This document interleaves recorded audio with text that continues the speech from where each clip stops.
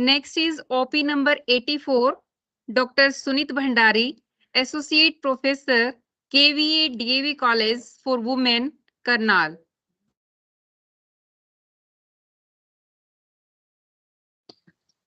Respected Chairperson, Principal Sir, and Dr. Neelam, Convener of the conference, Teaching Faculty of IB College, Panipat, dear fellow participants, a very good afternoon to all of you. Today, the topic of my paper is Unveiling Identity Crisis in Arun Joshi's The Foreigner. Arun Joshi occupies an important place in the corpus of Indian English literature. He has contributed compelling, thought-provoking novels to the world of literature and established himself as a writer of exceptional talent. The focal point of his works is not social and political problems, but the inner crisis of the modern man. He himself acknowledges, my novels are essentially attempts towards a better understanding of the world and of myself. If I did not write, I imagine I would use some other medium to carry on my exploration. He is an outstanding novelist dealing with human predicament and individual's quest for self. Joshi's novels intricately explore the themes of identity challenges, alienation, spiritual barrenness, inner conflict, East-West encounter, and existential problems. He probes into the dark and innermost recesses of human mind and portrays the spiritual agony and predicament of modern man searching for meaning to his life. R.K. Dhawan rightly opines, Joshi's fictional world is a revelation of a world where man is confronted by the self and the question of his existence. The present paper aims to explore the problem of identity crisis in Joshi's first novel, The Foreigner. The novel is one such compelling narrative that investigates the complexities of self-identity amidst the backdrop of cultural displacement.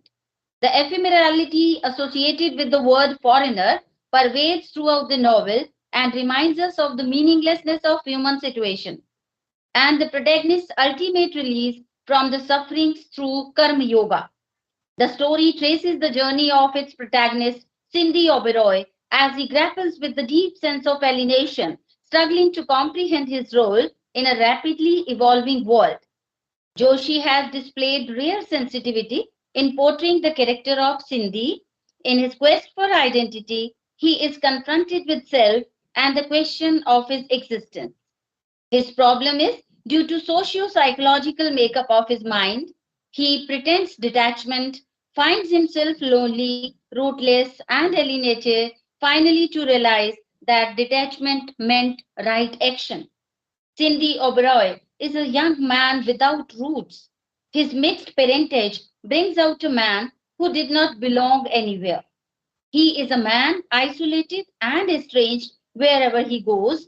In Kenya, where he is born, in England and USA, where he studies, and in India, where he finally settles down. His detachment cuts across the boundaries of geography, nationality, and culture. Born of a British mother and an Indian father, Sindhi is orphaned at an age of 4. He does not have any memories of them, and it was as if they did not exist for him. The only recognition of his parents was a couple of wrinkled and cracked photographs. He himself believes, I was a foreigner in America, but then what difference would it have made if I had lived in Kenya or India or any other place for that matter? It seemed to me that I would still be a foreigner. My foreignness lay within me, and I couldn't leave myself wherever I went. Sindhi's thoughts reveal his sufferings and a spiritual crisis that people are facing in the modern times. He wants peace, capacity to love, and the courage to live without desire and attachment.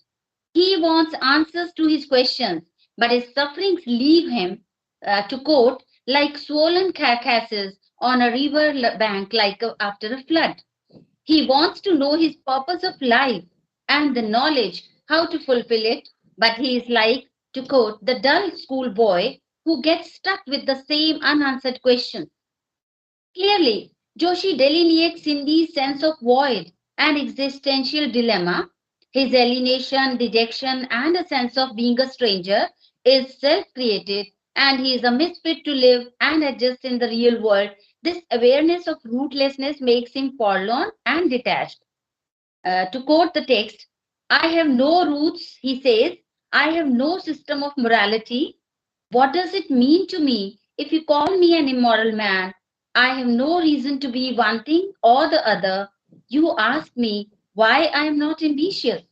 Well, I have no reason to be. Come to of it, I don't even have a reason to live. An orphan, devoid of any emotional security, he grows into a wanderer, alien to his own cultural roots. He himself realizes that he had started adult life as a confused adolescent, engrossed with myself, searching for wisdom and the peace that comes with it. The journey had been long and tedious and still was not over. His destiny takes him from Nairobi to London for early studies. He then works as a dishwasher and barman at Saho. While working there, he keeps on probing into the mystery of life. Here he gets involved with Anna for a short while and later with Kathy, who also leaves him after carrying on for a few weeks, finally returning back to her husband.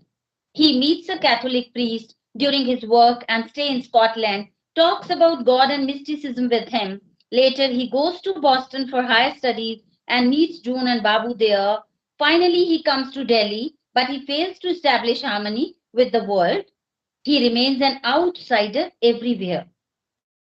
Hence, it is this confused approach to life that Sindhi loses two of his best friends, Babu and June Blyth. He himself says, for 20 years, I had moved whichever way life had led me. I had learned much on the way. I had learned to be detached from the world, but not from myself. So he is devoid of any emotions and belief in society.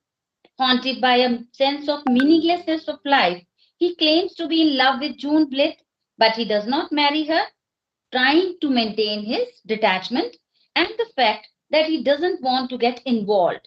She leaves him for his Indian friend Babu, and later she comes to Sindhi for solace for some time, and Sindhi makes love to her to soothe her, fully knowing that she was engaged to Babu at that time. Thus, Sindhi's indecisiveness, his confused state of mind, and irresponsibility lead to loss of two lives, both dear to him. Now he is haunted by a sense of guilt, and he gains an insight and he realizes that detachment at that time meant inaction. Now I had begun to see the fallacy in it. Detachment consisted of right action and not escape from it. The gods had set a heavy price to teach me just that. Now, he decides to start afresh on the path of self-realization. He comes to India, meets Baburao Khemka's father for condolence. Somehow, Mr. Khemka gives him a job, and it is here that Sindhi develops the right attitude towards life. He stands against the corrupt practices of senior Khemka and feels sympathy for the exploited workers of the company. He is able to get rid of earlier attachment with himself, and he agrees to take over the management of the business with a selfless zeal.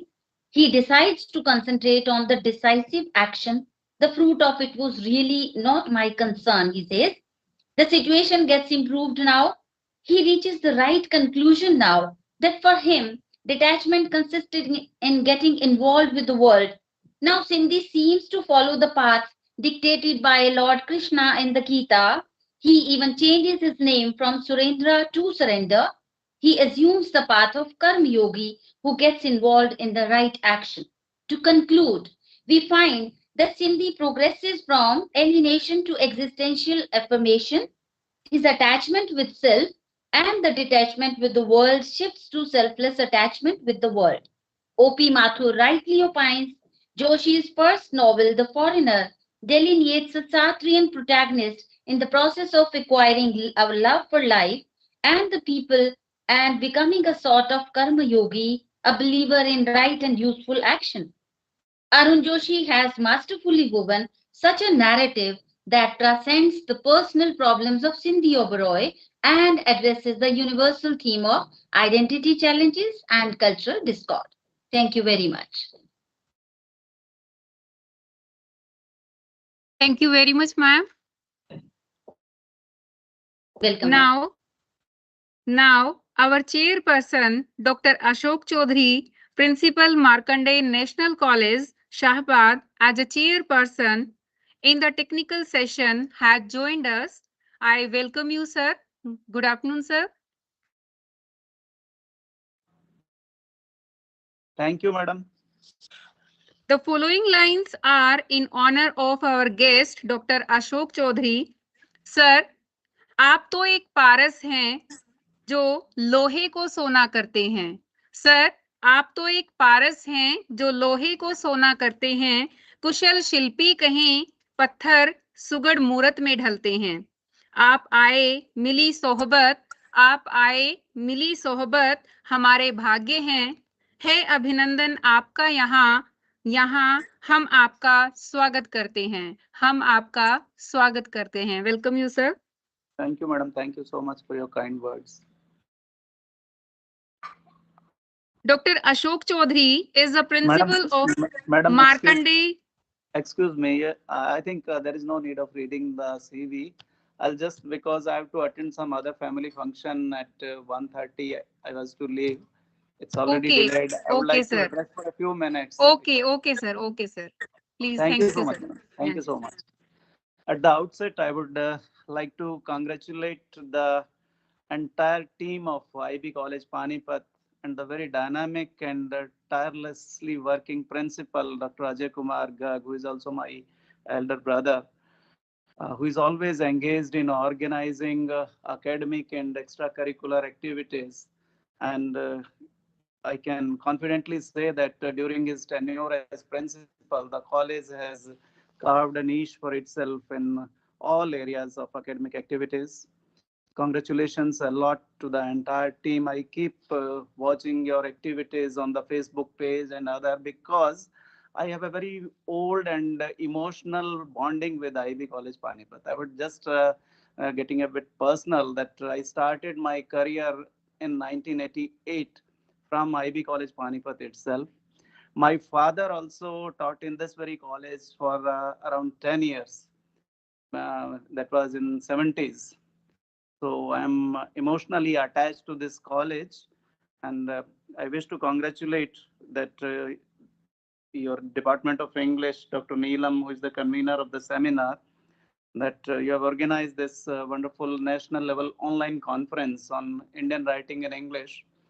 These days, it is very difficult to organize such activities because we are not getting any financial aid from the government. I don't know how Dr. Ajay and his team is managing it, because we are getting only approvals from the government, no financial aid. But I'm happy to see that these activities are being organized on the online platform and are being organized so seriously. Not that just to show that the activities are being organized. Actually, I was asked to act as chairperson of this technical session, and I was also interested in listening to the young scholars. But due to paucity of time or certain pre-engaged activities has kept me busy since morning. I'm sure that scholarly resource persons, Madam Manju Jedka, who is always a treat to listen, Honorable Vice Chancellor Dr. R.K. Mittalji and Dr. Himanshu Parmar must have enthralled the audience with their wisdom and knowledge. But I couldn't take any benefit out of that because I was not present here. But still, I wish to congratulate the entire Department of English and in fact entire college for organizing such wonderful seminar.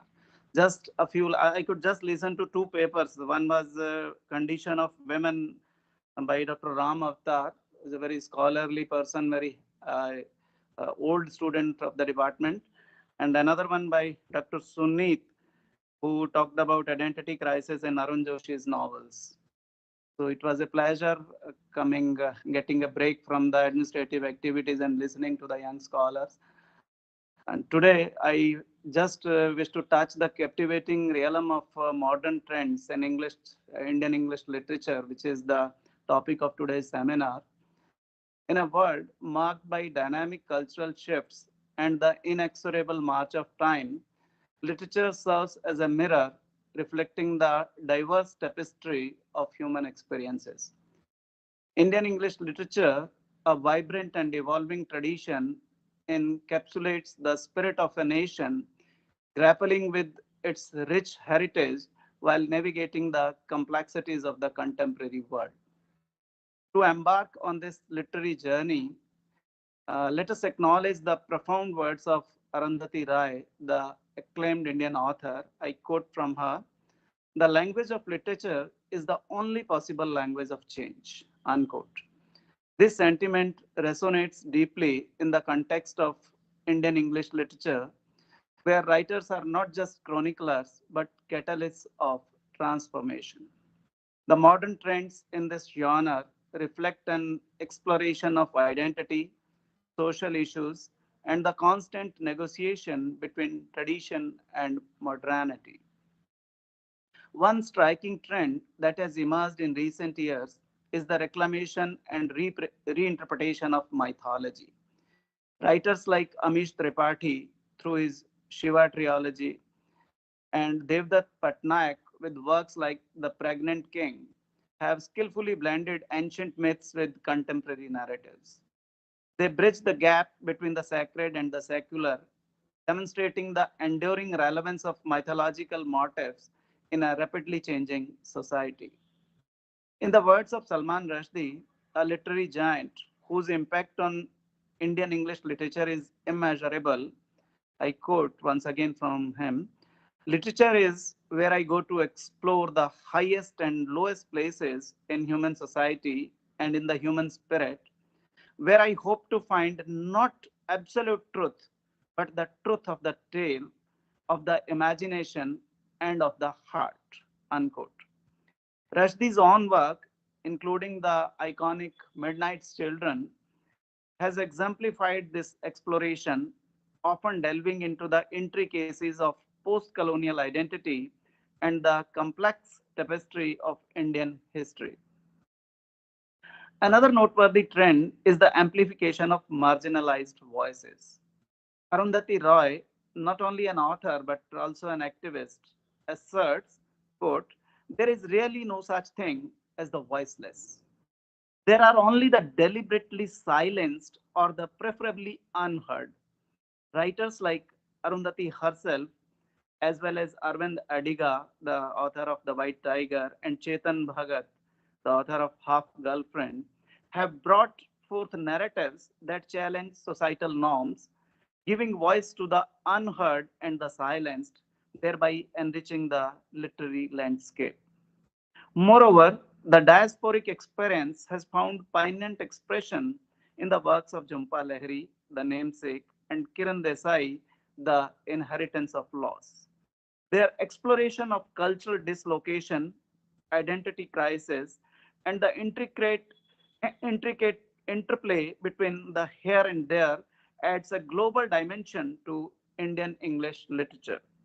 Lahiri beautifully captures the sentiment when she says, "That's not the thing about books.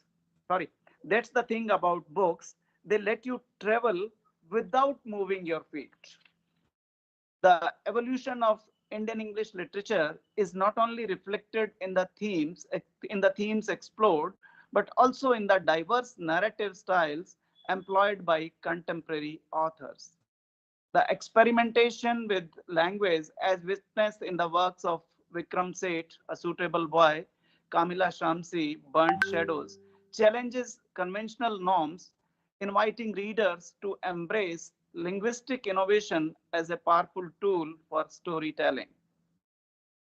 In the end, as we navigate the ever changing landscape of Indian English literature, let us heed the words of Rabindranath Tagore, the poet who remains a timeless beacon in the literary firmament. The highest education is that which does not merely give us information, but makes our life in harmony with all existence. Unquote.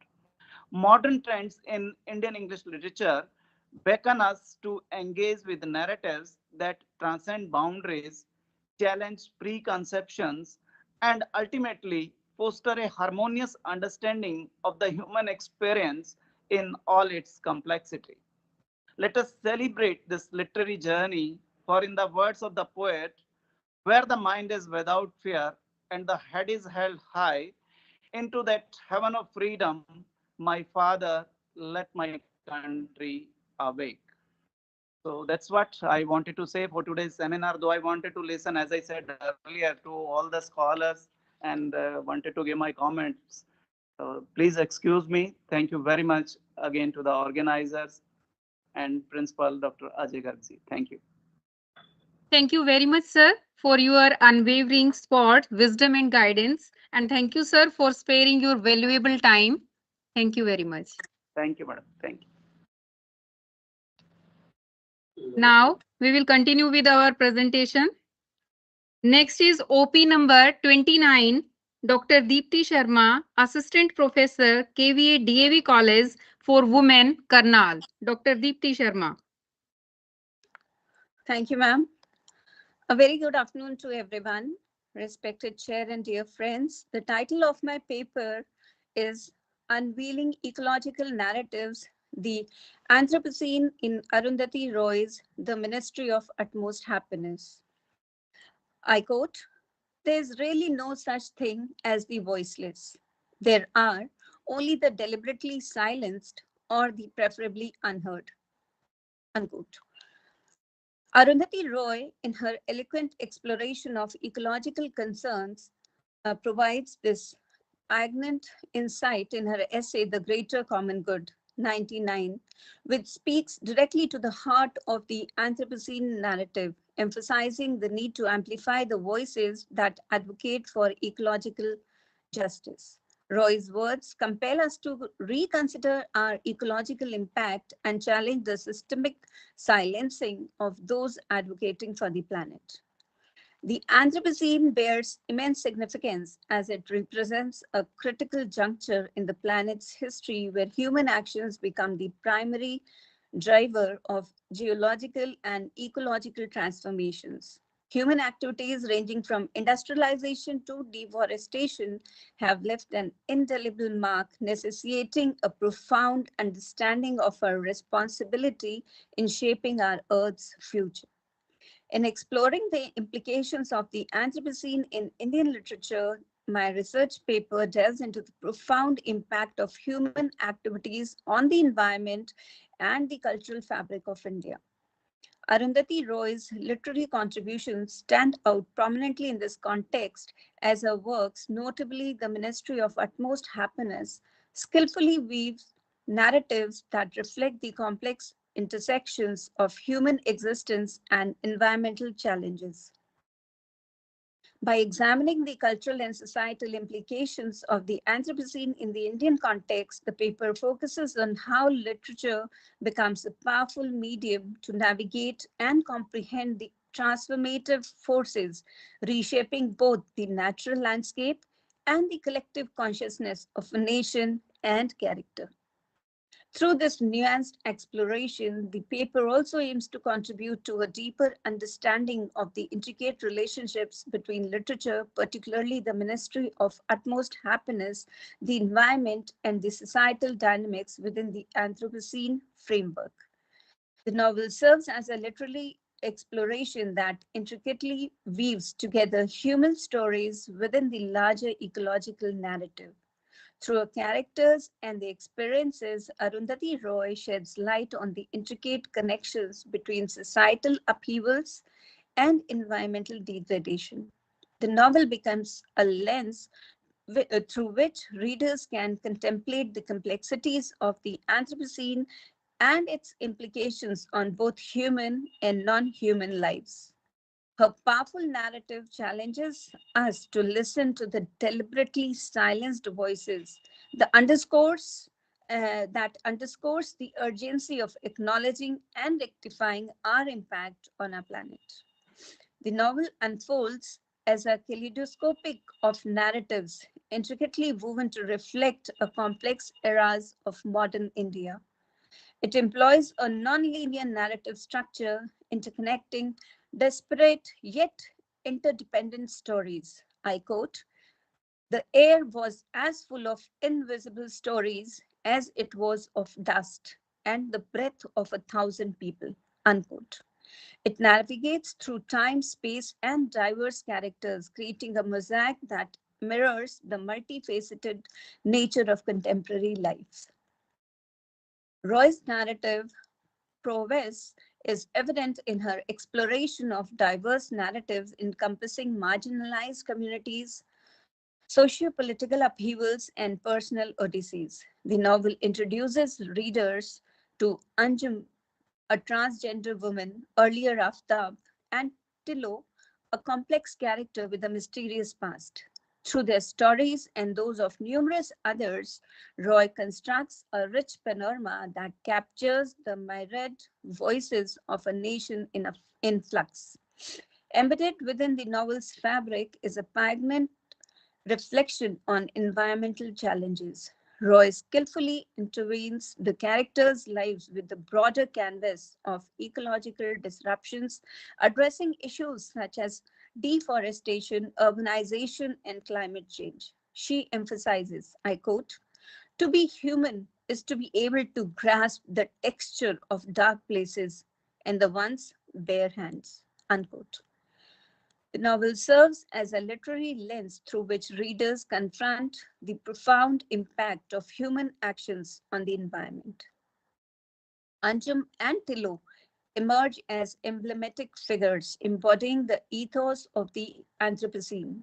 Anjum, with her intimate connection to the city's changing landscape, becomes a metaphor for the vulnerable ecosystems disrupted by urbanization. Tilo, through her enigmatic journey, mirrors the human quest for identity amidst societal and environmental tumult.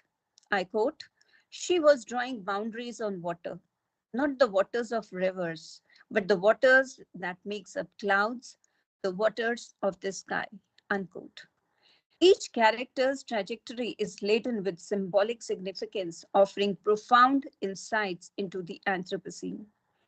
The Ministry of Utmost Happiness unravels the layers of meaning embedded in the interplay between characters and the environment, offering a comprehensive understanding of the novel's profound exploration of the intricate and evolving connections between humanity and the natural world.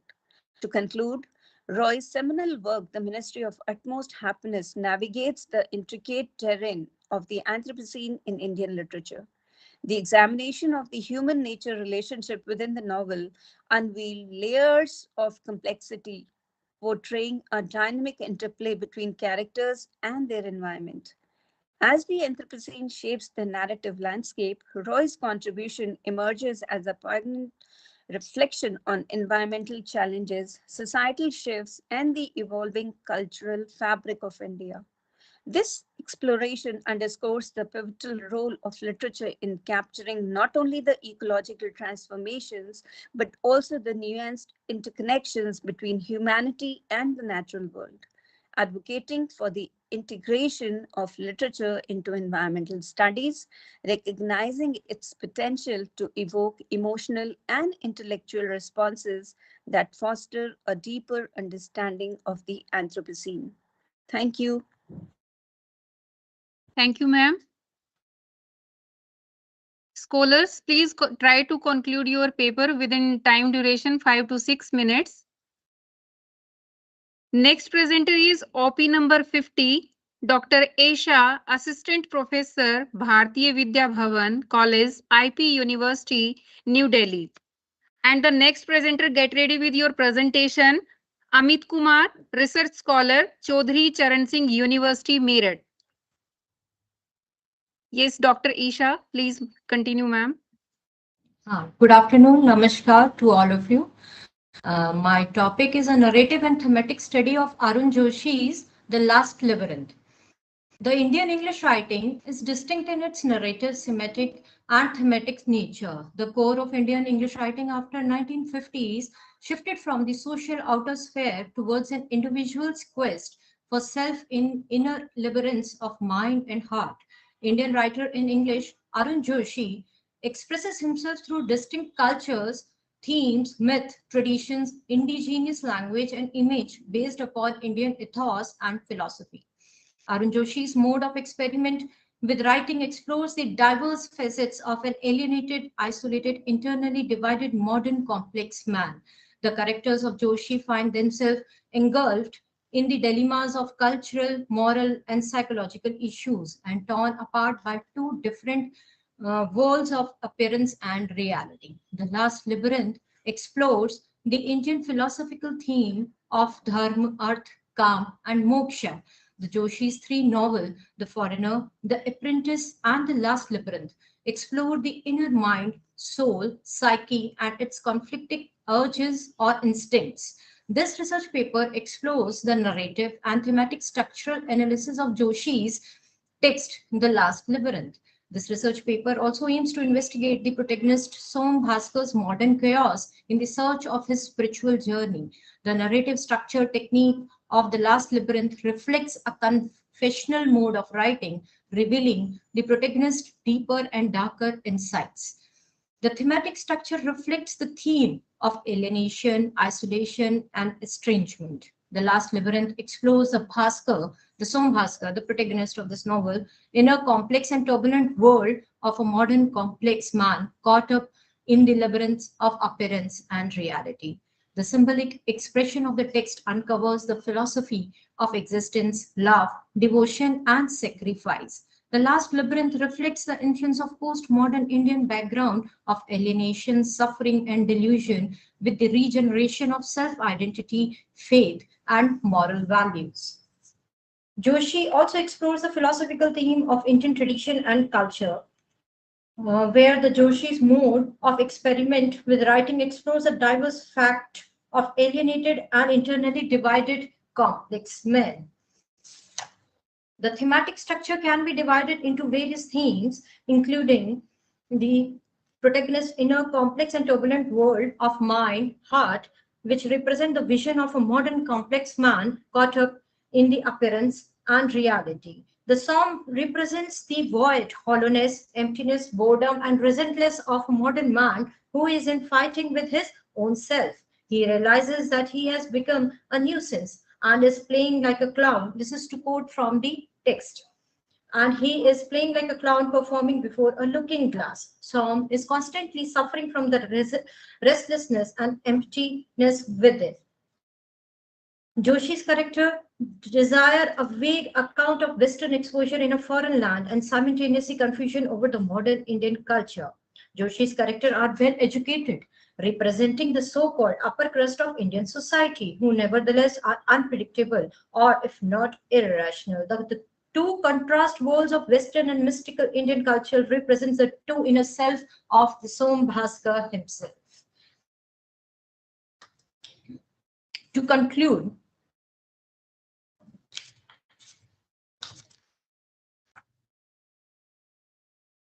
the narrative and aesthetic structure of Last Labyrinth can be viewed as a confessional mode of writing technique, the mode that follows the internal monologue technique, where the single character is addressing the other character or the audience directly. The Foreigner, The Apprentice, and The Last Labyrinth are written in confessional mode, having Shailism in the soul, a split personality, as quoted by Dwivedi. The narrative of The Last Labyrinth seems to be continuous dialectical confrontation between the main currents of the Western intellectual thought and Indian religious thought, with one significant difference. Joshi's method of participating in Western intellectual discourse is one of epistemological translation. Considering this in the context of Last Labyrinth is essentially a document in the history of ideas. Thank you. Thank you very much, ma'am. Next is OP number 6, Amit Kumar, Research Scholar, Chaudhary Charan Singh University, Meerut. Amit Kumar.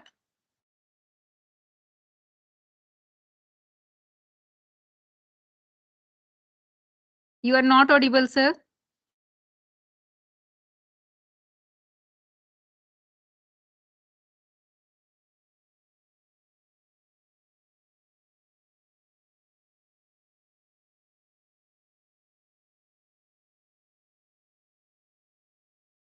Next, Vibha Avasthi, Assistant Professor, Guru Nanak Girls College, Yamunanagar. Get ready with your presentation after Amit Kumar.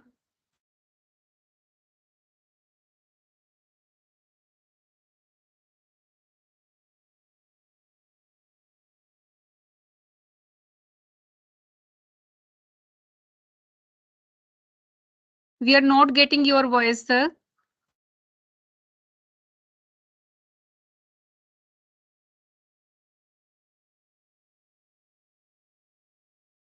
Sir, please rejoin again.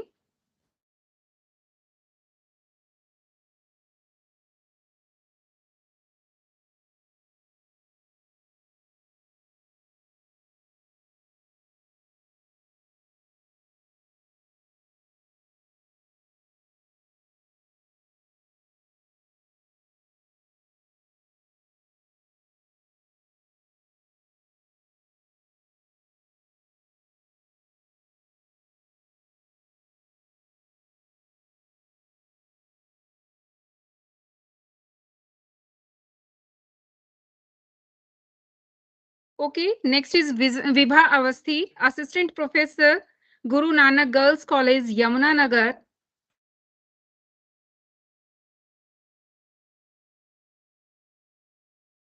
Vibha Avasthi, are you there, ma'am? Yes, ma'am. Okay, please continue, ma'am. Sure, ma'am. Next, Amit Kumar, please get ready with your presentation.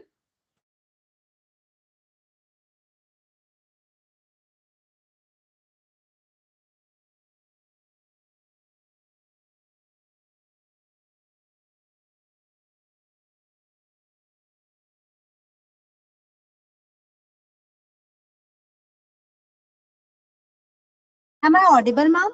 Yes, now you are audible, ma'am. Sure. Thank you.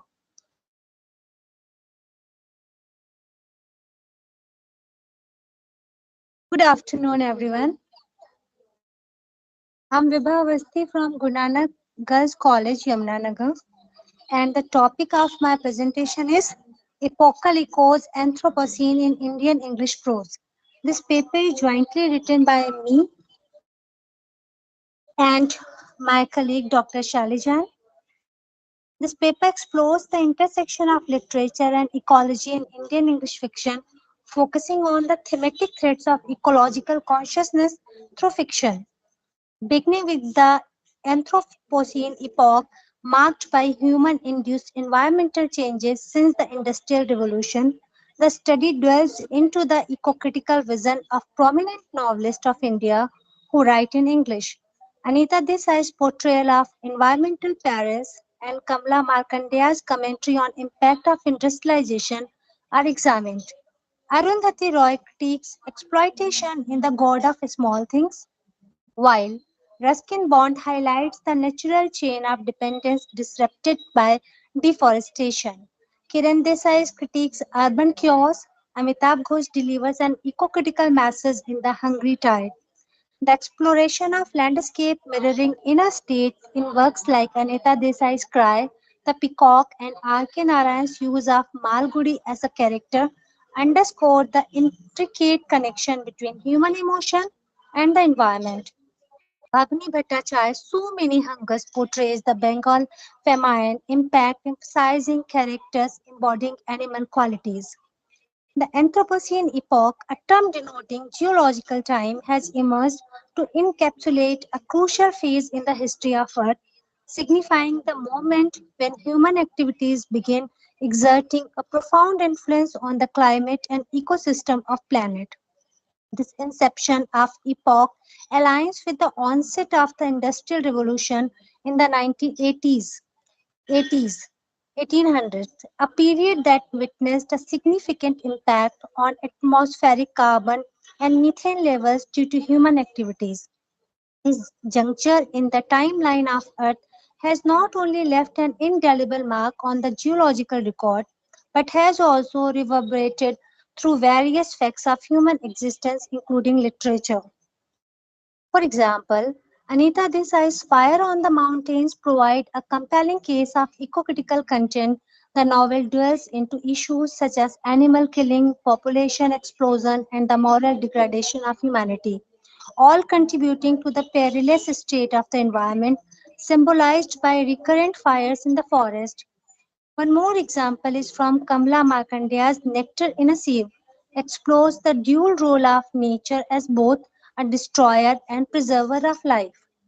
The novel dwells into calamities brought about by industrialization, disrupting the harmonious existence of a worker's life. Through Markandeya's lens, the narrative becomes a commentary on the disruptive forces unleashed by rapid industrial progress on the delicate balance of nature. Ruskin Bond also, in No Room for a Leopard, paints a poignant picture of the story of sorry state of creatures post-deforestation through works like The Tree Lover, The Cherry Tree, and All Creatures Great and Small. Bond explores the intricate chain binding man and nature. These stories underscore the interdependence within the ecosystem, emphasizing the delicate balance that, once disrupted, can lead to dire consequences. Amitabh Ghosh, The Hungry Tide, also delivers a powerful eco-critical message highlighting the environmentally and socially harsh systems harbored by humans in the Sundarbans Delta. This delta is portrayed as both a destroyer and preserver of life, as Ghosh narrative does into state-supported terrorism aimed at displacing Bengali refugees settled at Bengal. Ghosh work underscore the intricate relationship between ecological and social dynamics. Derek Well proposes a remedy, asserting that economic system should adopt an infinitely sustainable and cyclic approach capable of efficiently reclining energy and resources and resource inputs rather than solely relying on the quantitative measures like gross national product. These systems should prioritize ecologically centered and qualitative goals. Wall also emphasizes the necessity of reducing human wants to mitigate the degradation and alienation of nature. Above all, he underscores the vital importance of preserving and actively engaging with the natural world. Indian English literature fervently advocates for a harmonious relationship between humanity and nature. In the conclusion, I would like to say that recognizing the impossibility of living in isolation, the interconnectedness of all living and non-living entities within the ecological system is emphasized. Any disturbance to this delicate ecological balance it wants would pose a monumental threat to the entire universe. Therefore, the literature underscores the immediate and critical need for the conservation of the environment and natural resources. Thank you everyone for giving me time to present my paper. Thank you, ma'am. Thank you very much, ma'am. Next is Amit Kumar. Are you there, sir? Yes, yes. Am I audible to you now? Next, Dr. Sarika, Assistant Professor, Agarwal College, Ballabgarh. Please get ready with your presentation, ma'am. Okay, start. Am sir. I audible? Yeah, am I audible? Okay, yes, sir, thank you are audible. Okay. Good afternoon, everyone. The title of my Sir, paper please, is yes. Okay, sir, Story please carry on. and the Anthropocene, Empire and Capitalism in Amitav Ghosh, Eco Story, The Living Mountain, a fable for our times. Storytelling is a pivotal aspect of humanity that dates back to the dawn of civilization. In our ever-evolving society, it has arguably transcended from being a mere recreational activity to an instrumental force that profoundly shapes our actions, cultures, and ideologies. The humankind's earliest stories have been about the Earth's creation and how human and non-human world was created out of an interconnected assemblage of material and non-material forms. Our ancient stories tell us about the Earth as being one that is not inert and passive, but a vital force. Moreover, such tales demonstrate an undebatable acknowledgement of the essential capacities of the matter and the non-human apart from the humanity's physical and intellectual powers. In these stories, the mountains, the rivers, the trees, the volcanoes, the world of animals and birds are represented as integral to human existence, and at the same time, they are endowed with independent intrinsic value in their own states. It is this vitalist mode of thought that Amitav Ghosh argues has been lost and needs to be reinstituted for ecological rebalancing. As Ghosh, along with many eco-critics, continues to point out that environmental crisis is the crisis of imagination and therefore of cultures. Stories that interweave the lives of human, non-human, and matter and show how they all coexist in a world of constant struggle and change are in fact contributory to our collective fight against the Anthropocene primarily. According to the geologist Paul J. Curzon, we are living in the Anthropocene in which human activities on our Earth and our atmosphere and at all, including global scales, have played the central role in geological and ecological changes. Curzon seems to argue that the multi-scale anthropogenic destruction of our Earth have placed the humans both as biological and geological agents. In the 21st century, we are more self-convinced than ever that we have not just entered but have moved much further in the age that is called Anthropocene, where incidents of floods, droughts, landslides, cyclones, earthquakes, and volcanic eruptions have become regular features of our world. The paper analyzes the ecological potential of Amitav Ghosh's cautionary tale for our world's damaged ecosystems, entitled The Living Mountain, A Fable for Our Times, that was published in 2022. This story portrays two opposing groups of people called the Anthropoi and the Warburoi. The Anthropoi represent the colonial invaders and their capitalist successors who had come for the extraction of the minerals and the material resources of the global south, whereas the Warburoi stand for the indigenous and aboriginal people of these territories. In just 35 pages, Ghosh has presented a very long history of environmental destruction caused by the imperial powers and capitalist regimes which commodified nature and alienated the native people from their immediate environments. The story accounts for the consequences of othering nature from culture, which placed nature as a realm to be conquered and controlled for the survival and growth of human race. The colonial discourse, which instrumentalized man's relationship with nature and non-human species, was greatly influenced by the movements of enlightenment and humanism. Despite the episodes of internal strife in the Valley of the People, they were all united against the strangers from the lowlands who were not allowed to enter the premises of the valley. The lowlands people who traded with the valley people for nuts, fruits, herbs, honey, and other similar goods were detained at the portcullis of the valley. The natives refused to accept the demands of the strangers, and they instead agreed to brief the strangers about the most valuable treasure in their valley, the living mountain Mahaparvat. That some people from the lowland, they tried to trespass the valley just to have a look around, that what are the material wealth and material occupations that the valley people have possessed. The stranger left with the lowland people and promised to return one day. For 2 years since his visit, no sign of threat was either seen or felt by the valley people. But then there came a day that the first sign of the cyclone of tribulation became visible in the shaking and heaving of the Mahaparvat. The Anthropoi, those who accompanied the stranger, they took control of the valley and its people. They created their own army of soldiers they called Krani to maintain the subjugation of the natives and their ancestral lands. The Anthropoi unleashed epistemic violence or indigenous songs, dances, ethics, values, customs, and knowledges. Once the objectives of enslaving the native mind was achieved by conjuring up terrifying illusions of omnipotence, the Anthropoi converted the Warburoi into a labor force that was essential for their assault on the Great Mountain.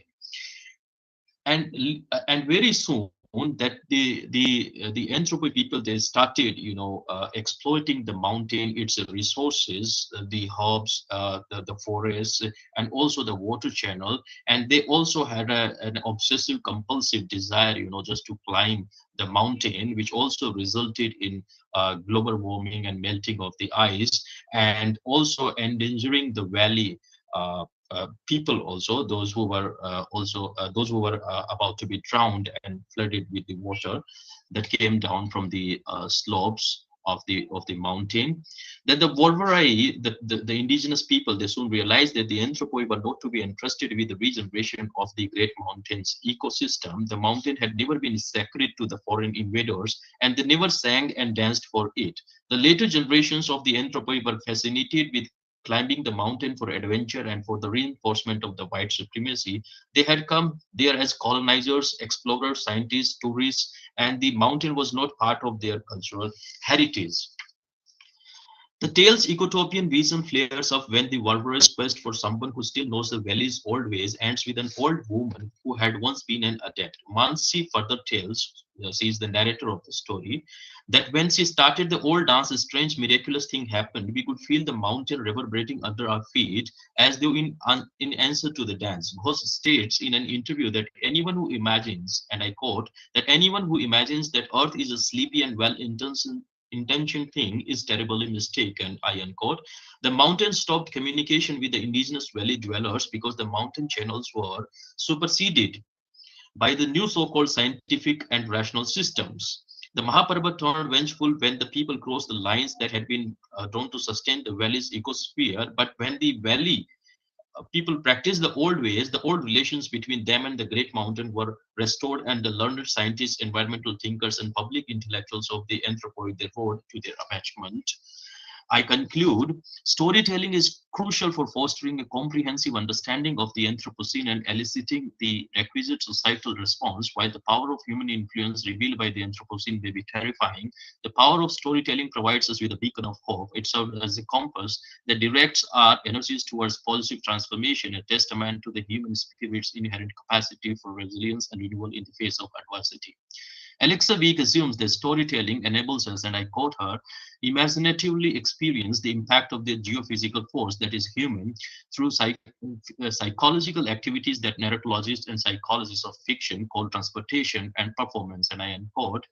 And when judged by the notions of transportability and experientiality as suggested by Week, Ghosh's story of the living mountain appears as a mobilizer for raising up environmental awareness and resistance to the anti-environmentalist and anti-people, especially the poor and the marginal people, forces of neo-colonialism and global capitalism. Thank you very much.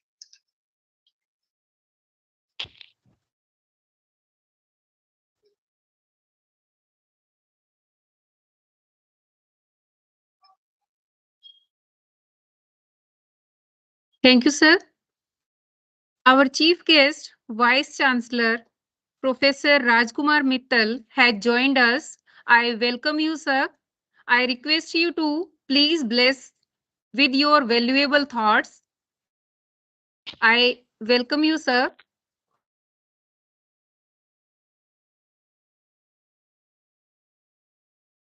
Am I audible to you, sir?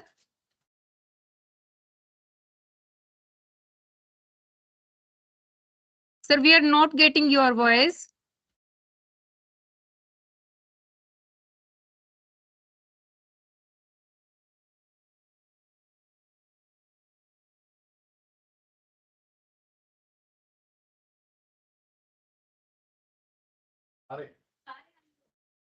हम एक बार announce कर दो.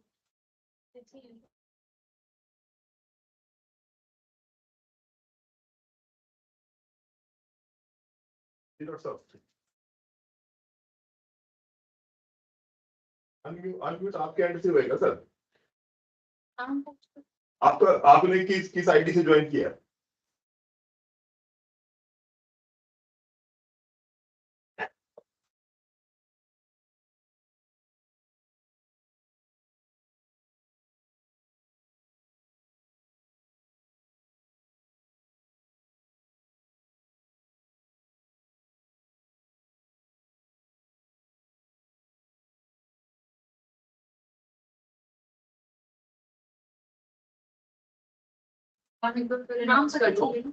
Hello, sir, you are not audible to us. Please unmute yourself.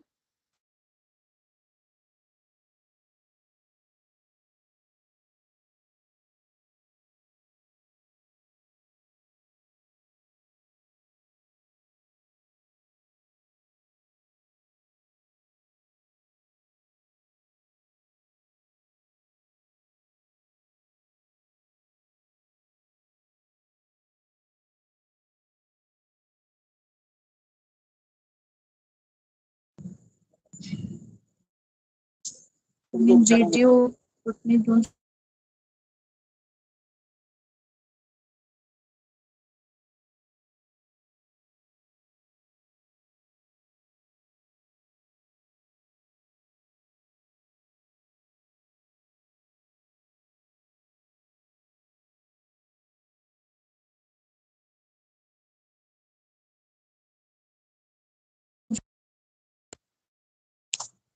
Hello, is it audible now?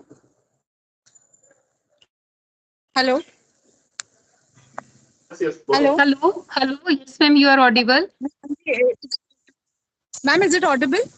Yes, yes, you are audible, ma'am. Yeah. Please, I'm handing over to sir, and he may continue, please. Okay, okay, ma'am. Gigi, I welcome good you, sir. afternoon to everyone. Thank you so much. And at the outset, I thank Professor Ajay Garg, principal of this prestigious college, for giving me this opportunity to interact with the participant on this important workshop on writing in English literature. I am at Kanyakumari right now, and some meeting was going on, and therefore I apologize for not properly connected during this workshop. But somehow I am able to connect with you right now.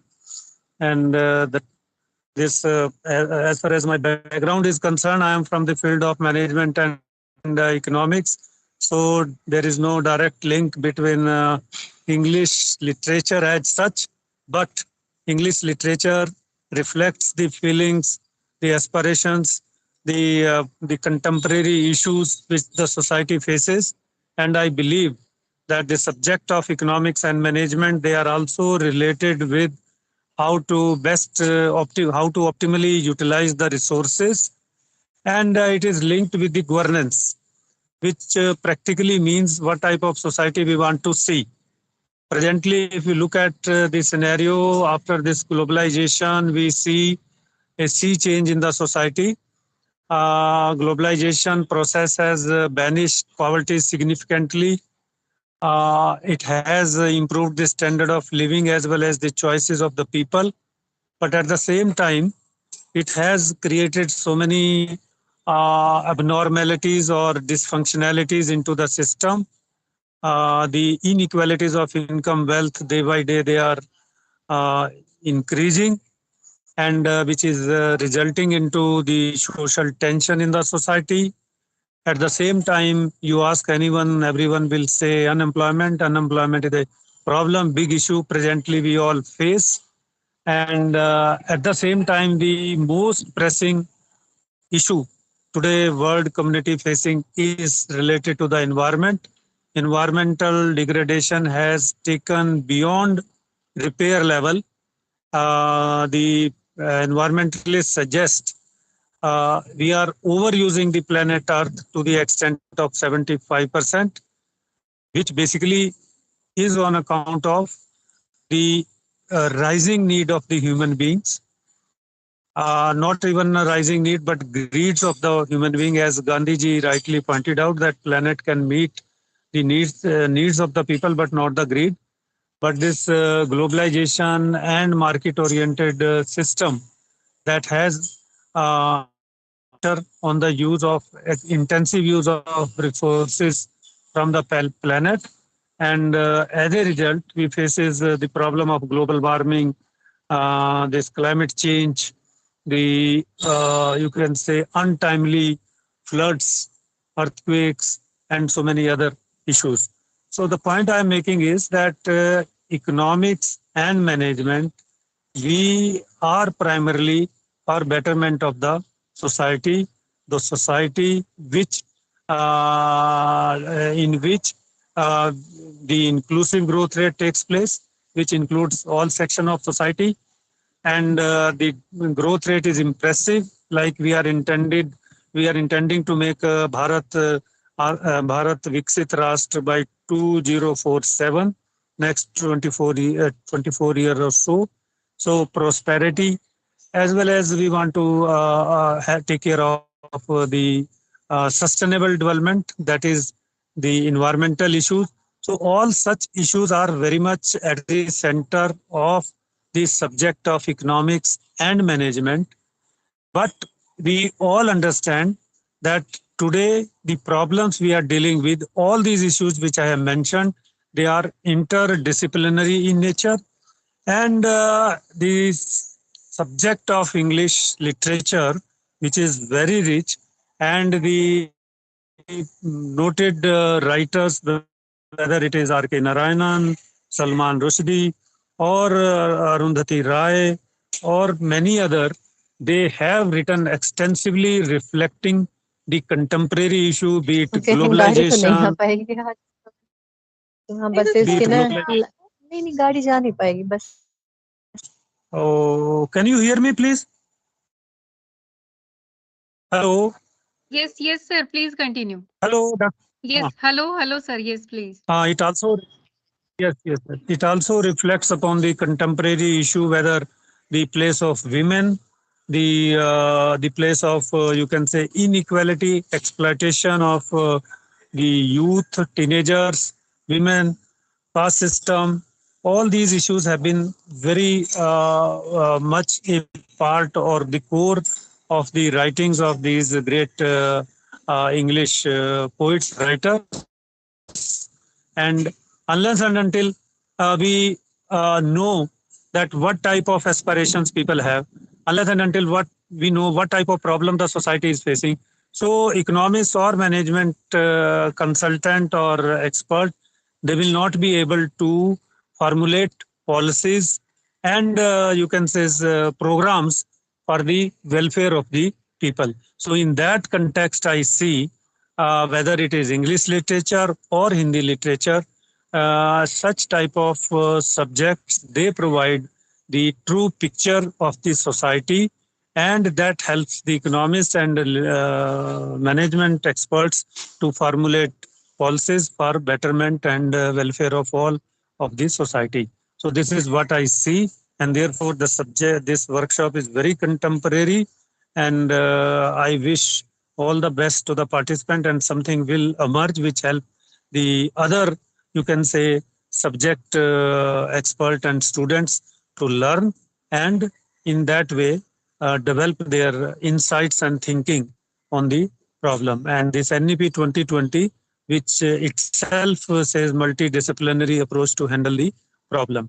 If you look at the sustainability, it in neither economics nor engineer nor any one single person can handle the goals. It reflects 17 goals in itself, and want to make this planet beautiful, livable, peaceful, environmentally sustainable, be it clean drinking water, be it decent work, be poverty free, be removal of unemployment, be the safety of the life below the earth, above the earth.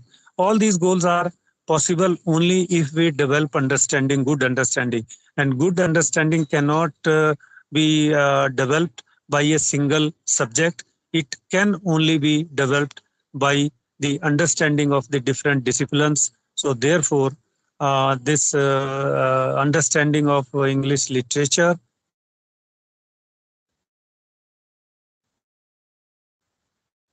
is essential for all that is facing. So my again best wishes and thank for the organizer and especially Professor Ajay Gargji for giving me this opportunity. And I feel sorry for inconvenience caused to the participant. Thank you so much. Thank you very much, sir, for your unwavering support, wisdom, and guidance. Special thanks for sparing your valuable time, sir. Thank you. Thank you.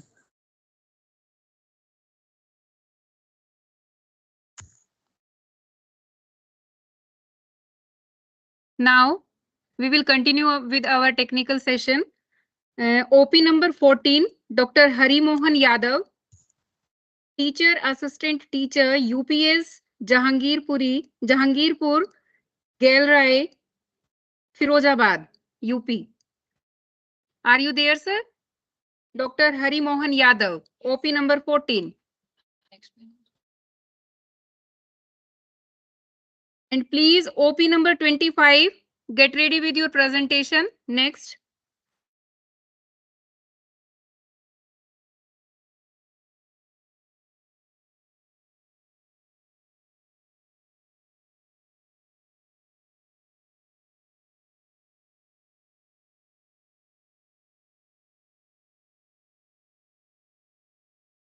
Please unmute yourself, sir. You are not audible to us. Unmute yourself. And please try to conclude your paper within 5 to 6 minutes. Unmute yourself, sir. You are muted. Ma'am, can I continue? I'm also waiting OP17, Dr. Inayat and Dr. Sarika. Can I start my paper? You had asked me to be ready. Yes, ma'am. After Dr. Hari Mohan Yadav. Please Okay. get ready. Hanji.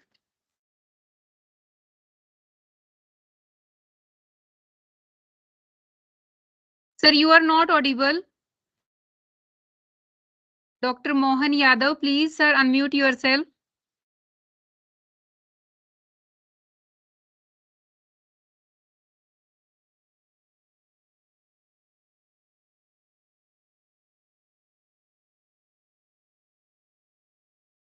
Sir, you are not audible. If I'm audible to you, please unmute yourself.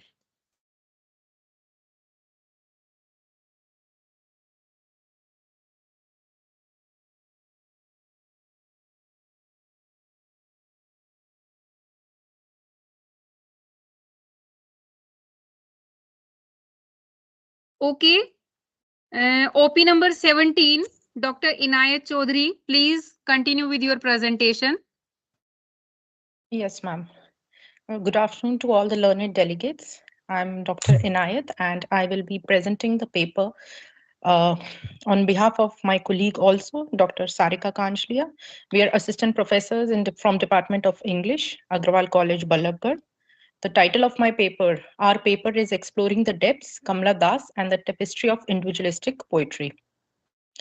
Kamla Das, she's famously known as Madhvi Kuti, is celebrated as an individualistic poet for the deeply personal and introspective nature of her work. She's positioned as a woman with a modern sensibility.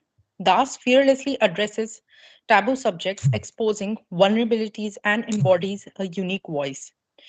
Her rebellious spirit manifests in the challenging of societal norms, with her exploration of desire and sensuality underscores her individualistic nature.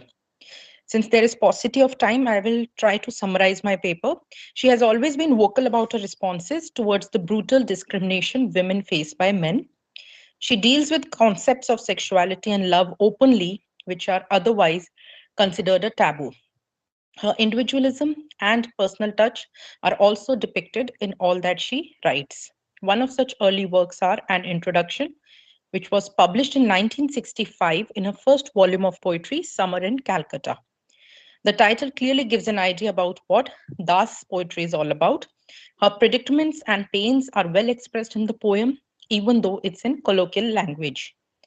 The poem is confessional in tone, as she exposes the trauma of womankind. She reveals her sad experiences in her married life at a young age of 16, wherein her lover only exploits her. Further, a famous quote by her in the poem An Introduction goes as such: "Dress in saris, be girl, be wife," they said, "be embroiderer, be cook, be a quarreler with servants." Hence, she is highly individualistic in her expression. She also gives a clear account about her life in many of her other works. The poem also brings about all the hardships that numbs a woman, as well as her quest for femininehood in a world dominated by men and many of their atrocities. It is interesting to note, I'm not switching on my video. My wife, there's no electricity, Wi-Fi is off. I'm working on 4G. That is why I've switched it off. Voice Okay, won't be ma'am. clear. No issue. Okay. Hanji. This confessional style of writing also brings her close to other women writers like Sylvia Plath, Annie Sexton. Some of her significant works that reveal these painful themes are Summer in Calcutta, 1965, Alphabet of Lust, 1977, a collection of short stories called Padmavati the Harlot and Other Stories, 1992, and so on. In many of her works, she has also explored the themes of her family, including her father, mother, brother, and most importantly, her grandmother. But a main area of focus is her agitation, her marital isolation, and dissatisfaction. Her female characters, as portrayed in many of her works, are not at all conventional or traditional, as they constantly desire an emotional connection and respect which is missing from their lovers. Majority of her poems lay bare the injustice they have to suffer from the society. For instance, Fear of the Ear, Sluggish Wants presents a life of faces that have become numb with no laughter, no smiles, and slow desires. Further, in the poem, The Old Playhouse 1973, it becomes prevalent that she was to take care of her husband's desire. Further, she reveals, like all other women, she has been objectified and reduced to nothingness. She has no independence of her own. So clearly, as we can see, as I'm progressing in my paper, a lot of individualistic traits are well expressed here, as she talks about not every woman, but also herself. She's not a free bird anymore. And the famous lines that I would like to quote here is, she states, in The Old Playhouse, you planned to tame a swallow, to hold her in the long summer of your love so that she would forget not the raw seasons alone and the homes left behind, but also her nature, the urge to fly, and the endless pathways of the sky. Even in her My Story, autobiography, My Story, she reveals that as a youngster, she was irritated by her father, a ruthless patriarch. She also portrays herself and her brother as the product of a dysfunctional family. Hence, all of these ideas reveal her as an absolute individualistic person who desires to shed away from the clutches of oppression. For this, she uses pen as a powerful tool and attempts to expose the brutalities that women have to face in the daily scenario.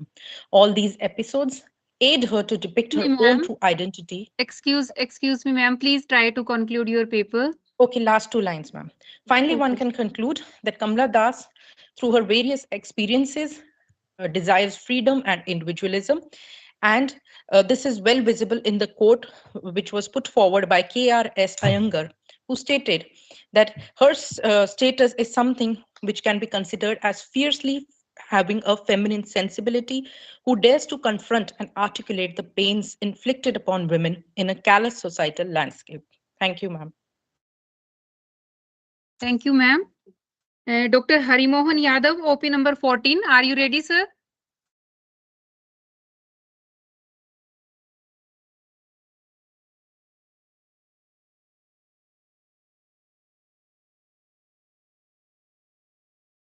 Sir, please unmute yourself. You are not audible to us.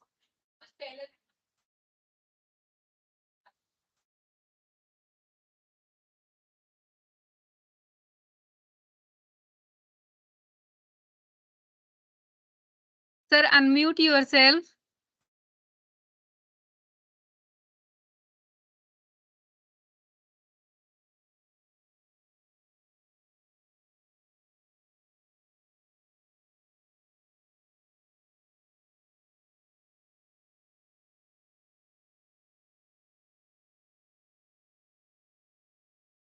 Okay, sir. It may be there is network issue. Next is OP number 25, Shubhadeep Jana, Research Scholar, Presidency University, Kolkata. Am I audible?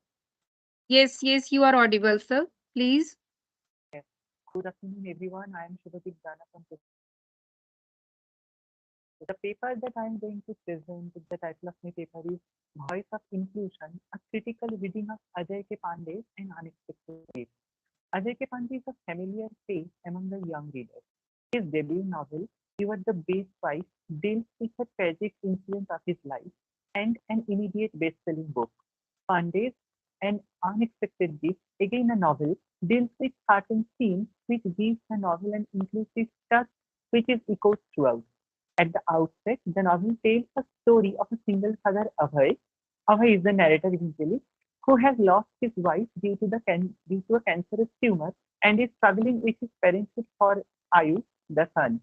A simultaneous narrative emerges when Sheetal is introduced as a caregiver of the baby. On their first meeting, Sheetal's appearance is described with contrasting phrases like smooth but lacks softness, bony and soft fingers.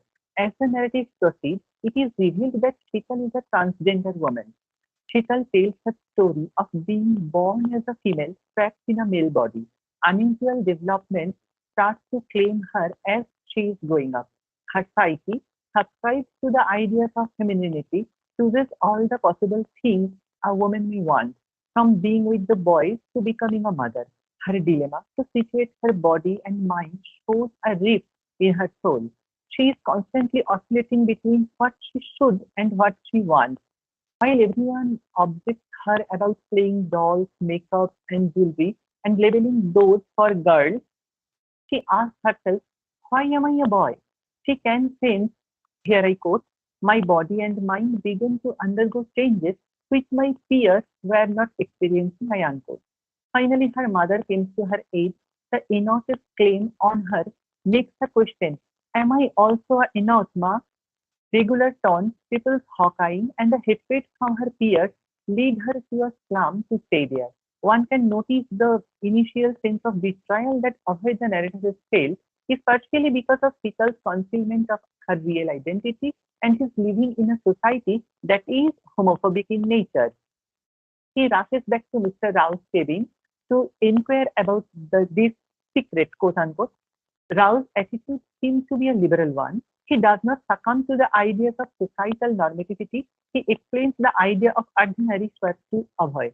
Ashok uncle, Abhay's neighbor, questions the predilections of the heteronormative society, which is more inclined to reject the sexually others from their basic rights.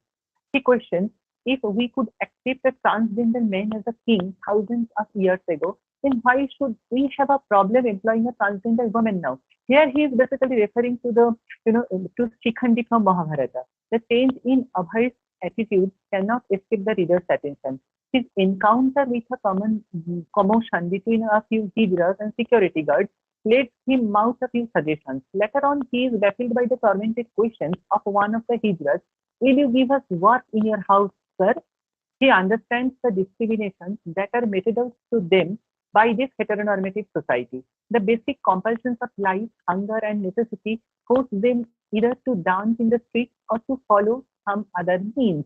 Abhay starts questioning the news that shows two trans women were arrested for kidnapping a kid. He questions, do criminals have a gender? He understands the bond between Sheetal and Ayush. He becomes a hero in true sense when he decides to let Ayush go with Sheetal to Pune.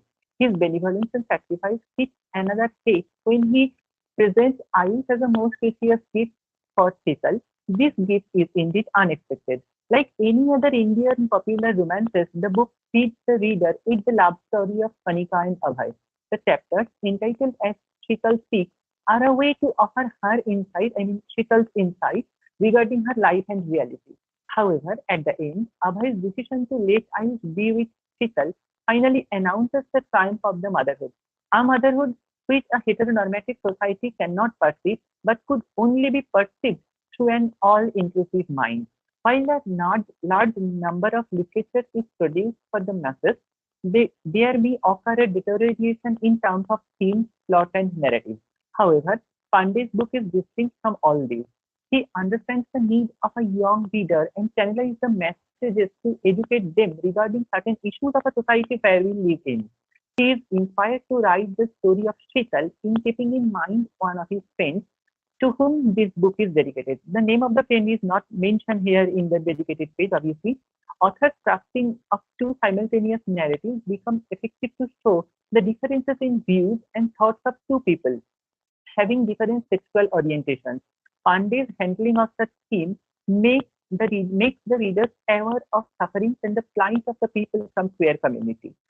Yes, excuse me, please try to conclude your paper. Yes, sure. She identifies herself as a mother. Motherhood becomes a real self for Sheetal. Hence, voicing Shakespeare's famous quote from Hamlet, to thine own self to be true. Ayush, a toddler, here becomes a medium to help Sheetal identify, hence relate more with her inner self, quote unquote, her love for her child. While discussing the Chiclet and Ladley, Manju ma'am engaged our attention to the question, what it will endure. To answer that question in my presentation, yes, it evokes the reader's young mind to view them from, the people from the queer community to the lens of humanity, not to laugh and call names behind their back. Acceptance from an elderly characters like Ashok Uncle actually shows the endurance towards them. No discrimination, but inclusion is the message that the novel delivers. Thank you so much. Next is OP number 64, Dr. Anju Narwal, Assistant Professor, KVA DAV College for Women, Karnal. And next is OP number 28. Please, ma'am, get ready with your presentation.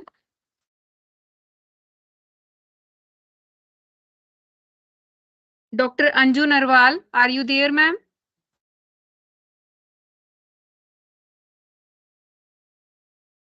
Dr. Anju. Good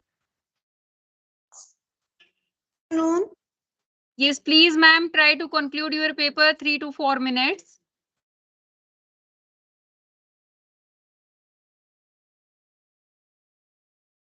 You are not audible to us, ma'am.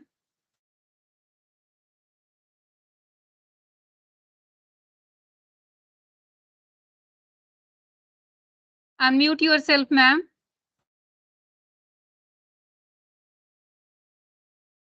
Dr. Anju, please unmute yourself.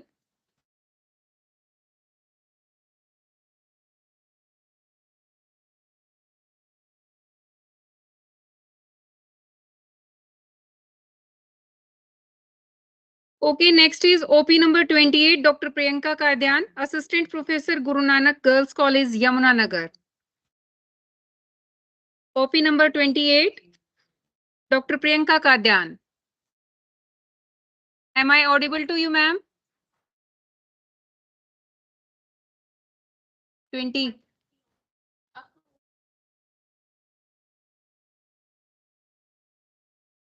OP number 28, Dr. Priyanka.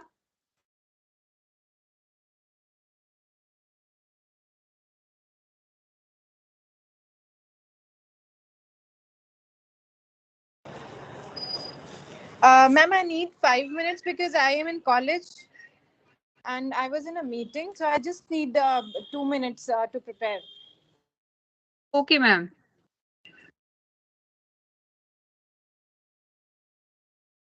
Next is OP number 34, Dr. Rajiv Kumar, Associate Professor, CRA College, Sonipat.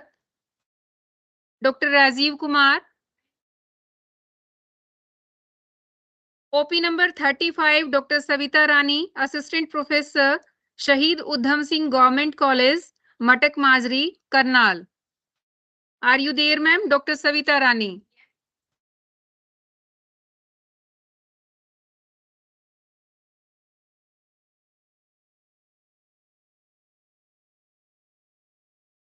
Hello. Yes, I'm Dr. Savita. Ma'am. Hello. Yes. Hello, ma'am. Yes, I'm Dr. Savita. Okay, ma'am. Please continue with your paper. Yes, ma'am. Right. I'm in actually. My sincere regards to all, one and all listening me here. Ma'am, shall I start with my abstract right now? You have 3 to 4 minutes, ma'am. Please try to conclude your paper as you wish. Where from you can start your paper. Okay. I'll just read the abstract and then I'll come to the conclusion. The present, my topic of discussion is fulfilling the vision of Vasudeva. An existential reading of Jhumpa Lahiri's The Namesake in terms of cultural and identity crisis. The present paper is an exploration of the protagonist of the novel, The Namesake, who face identity crisis in a foreign land. The paper aims to explore the cultural and identity crisis of the protagonist from the existential viewpoint of Jean-Paul Sartre. Sartre is a French existentialist. In the novel, Jhumpa Lahiri mostly talks about the cultural clash and the question of identity and existence of human beings as a whole in her writings. The Namesake is a vivid presentation of several existential issues and the problems faced by the immigrants in a new land. The story reflects how man becomes the victim of cultural discrepancies and disparities as he starts to establish himself in a new land. The novel centers on a couple and community of a Bengali origin who immigrated to the USA for various reasons. The novel opens with Ashima Ganguly. She is a young bride to Ashok who struggles through language and cultural barriers as well as her own fears as she delivers her first child alone in the alien land. The title Namesake reflects the existential anguish struggle of Gogol Ganguly, who goes through it to identify with an unusual name. Gogol's struggle with his name and a connection to his Bengali heritage symbolizes his battle with his dual identity caught between his Indian roots and his American upbringing. The novel delves into the complexity of cultural identity experienced by the Gogol Ganguly family, particularly the protagonist Gogol. The clash between his parents' traditional values and the American culture surrounding him creates an internal conflict. Gogol grapples with finding his place in a society that often does not fully accept or understand his heritage while also feeling disconnected from his Indian roots due to his upbringing in the US. This cultural and identity crisis impacts his relationships, career choices, and his search for personal fulfillment. Even though Lahiri was herself born and brought up in a foreign land, she is never rooted in her nativeness, which still exists in her blood. That is something very significant. Diasporic writing in literature. She talks about the displacements as well as the uprootedness of the immigrants and their alienations when Gogol wishes to escape the fear of death by immigrants to a foreign land. His wife Ashima encounters at most alienation in culture, food, religion in a foreign land. Their son Gogol experiences the ultimate indifferences of life while searching for the meaningfulness of his name and life. Gogol has gone through a series of anxious moments in his life, even then he is not so desperate to be unhappy with his life. He is determined to live a life far removed from that of his parents. Gogol sets off on his own path only to discover that the search for identity depends on much more than a name. He realizes himself, I quote, the givers and the keepers of the Gogol's name are far from him now, one dead, another a widow, on the verge of a different sort of departure, in order to dwell as his father does in a separate world. 289, unquote. The novel is the best example for the existential crisis. It perfectly projects the individual's plight, agony, alienation as isolation impacts on the individuals in the new land. That's all about my findings, ma'am.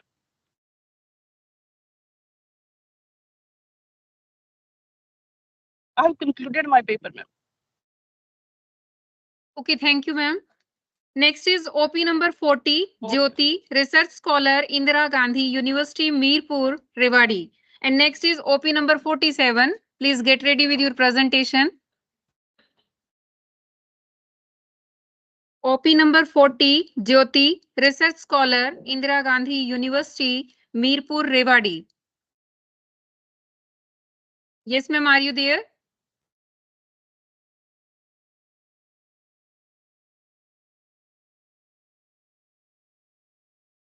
Yes, Jyoti ma'am, are you there?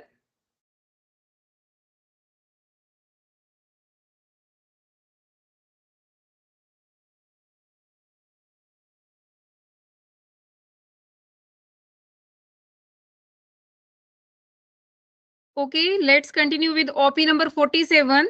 Dr. Manju Devi, Assistant Professor, Gaur Brahman Degree College, Rohtak. Yes, ma'am, I'm there. Okay, ma'am, please continue Good your afternoon presentation. to all of you. The topic of my presentation is Bama's Karaku, a testimonial of Dalit community. Bama's Karaku gives voices to the atrocities, repression, and trauma of novelists in particular and Dalit community in general. Bama is originally known as Faustuna Mary Fatima Rani. Bama is pen name of Tamil Dalit woman from Roman Catholic family. Karaku refers to palmyra leaves which are like double-edged swords. The novel acts as a double-edged sword in two ways. It voices the joys and sorrows of the people of our community who who were oppressed by the higher class Nayakkar. She even talks of the sufferings she faced after being converted to Christianity. She believed that shifting her religion will put an end to her trouble, but it did not happen. First autobiography in Dalit by a Dalit writer shook the whole world and exposed the hollowness of caste system. It is a saga of pain, trauma, resistance, protest, and social change. It appeared in the Tamil version in 1992 and its translated version of English came in 2012. It details the life of an individual Dalit woman and in the process reveals the casteism of an Indian village Karakku in a powerful critique of Indian civil society itself, the educational system, the church, and the bureaucracy, and highlights the complicity between class and caste and the post-independence India's nuances. Testimonio is a genre commonly associated with Latin American atrocities narratives. John Beverley defines it thus, I quote, a novel or novella length narrative in book or pamphlet form told in the first person by a narrator who is also the real protagonist of the event he or she recounts, and whose unit of narration is usually a life or significant life experience. Testimonio is a collective document here, and Karakku moves from individual to community through narration of Taruma.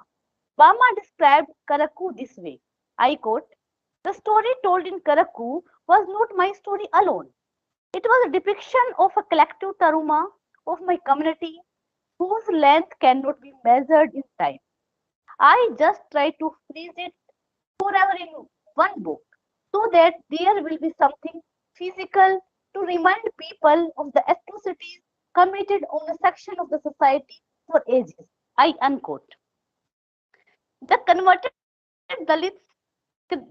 Christian Dalits were even treated inhuman, and she realizes that truth that the situation of Dalit will always remain the same. She takes more of the people of her community, their culture, the food habits and tradition. It gives voice to the silent and oppressed section of the society. The book offers a different reading from women's perspective also, who seems to suggest that not to shut their mouth, the woman should fight for their right. They should rise against the economy of sexual torture, subjugation, and any other forms of violence because women are not object to be consumed. To conclude, the book is a call to the oppressed section of the society to unite and fight for their right. It supports the clarion of Dr. B.R. Ambedkar, who stated, unite, educate, and agitate. Thank you. Thank you, ma'am. Next is OP number 49, Dr. Rekha Rani, Assistant Professor, Maharaja Agar Singh, PG College for Women, Jhajjar. Dr. Rekha Rani, are you there, ma'am?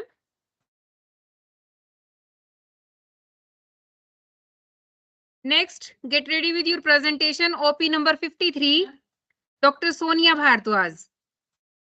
After Rekha Rani, please get ready with your presentation, ma'am. Yes, Dr. Rekha Rani, am I audible to you, ma'am?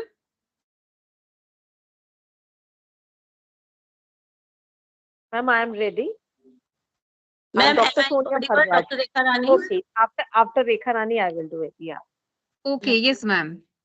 Yes, ma'am. Please, Dr. Rekha Rani, please continue with your presentation, ma'am.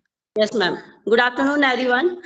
Today, the topic of my presentation is Scope and Challenges of Translation of Indian Literature in English. This paper is jointly written by two authors, myself, Dr. Rekha Rani, Assistant Professor, Maharaja Agharshan PG College, Jhajjar, and Dr. Chitralekha, Associate Professor, Maharaja Agharshan PG College. Now, here I begin. Within the fold of this mystical exchange, translation becomes a gallery that allows reader to traverse the threshold of language and culture. At the same time, it is important to keep alive the originality and essence of the work by the translator. In the process, there are certain challenges that a translator has to face. The present paper aims to explore the scope and challenges of translation of Indian literature in English. It delineates how translations plays a crucial role to build a bridge between different cultures, languages, and customs, irrespective of the boundaries of the nations and states. Translation is essential not only to break the boundaries, but also for interdisciplinary studies. It fosters cross-cultural understanding, inviting readers from diverse languages to explore the vibrant colors of the rainbow through the unique perspectives presented by the literary giants. Translation transfers the meaning of a text from the source text to the target language. It overcomes the gap of linguistic differences. The vibrant exchange through translation bears a twofold nature. On the one hand, it proves to be a transformative journey to know the unknown and unfolds many interpretations of the nature. On the other hand, translators are like alchemists who toil with the essence of meaning, striving to preserve the author's voice while breathing into the foreign language. In this way, a delicate alchemy occurs where body of the text intervenes with the soul of the meaning of the text. The significance of translation is a multilingual country like India is manifold. It promotes national understanding of the different regional entities. Through literature in translation, we come across the religious, social, and psychological challenges of a particular society. Unknowingly, we travel into a world which is more fascinating, mysterious, and splendid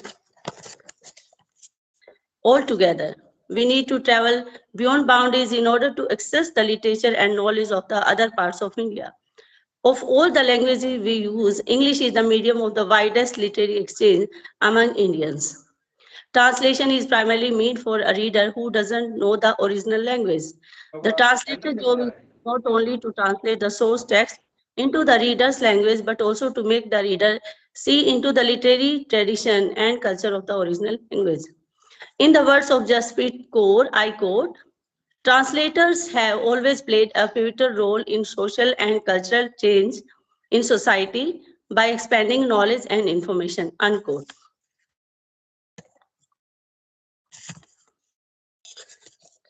One minute. The word translation seems to be very simple as it transfers the meaning from one language to another. The beauty of translation lies in its originality along with the feel, but the act of translation is not as easy as it seems to be.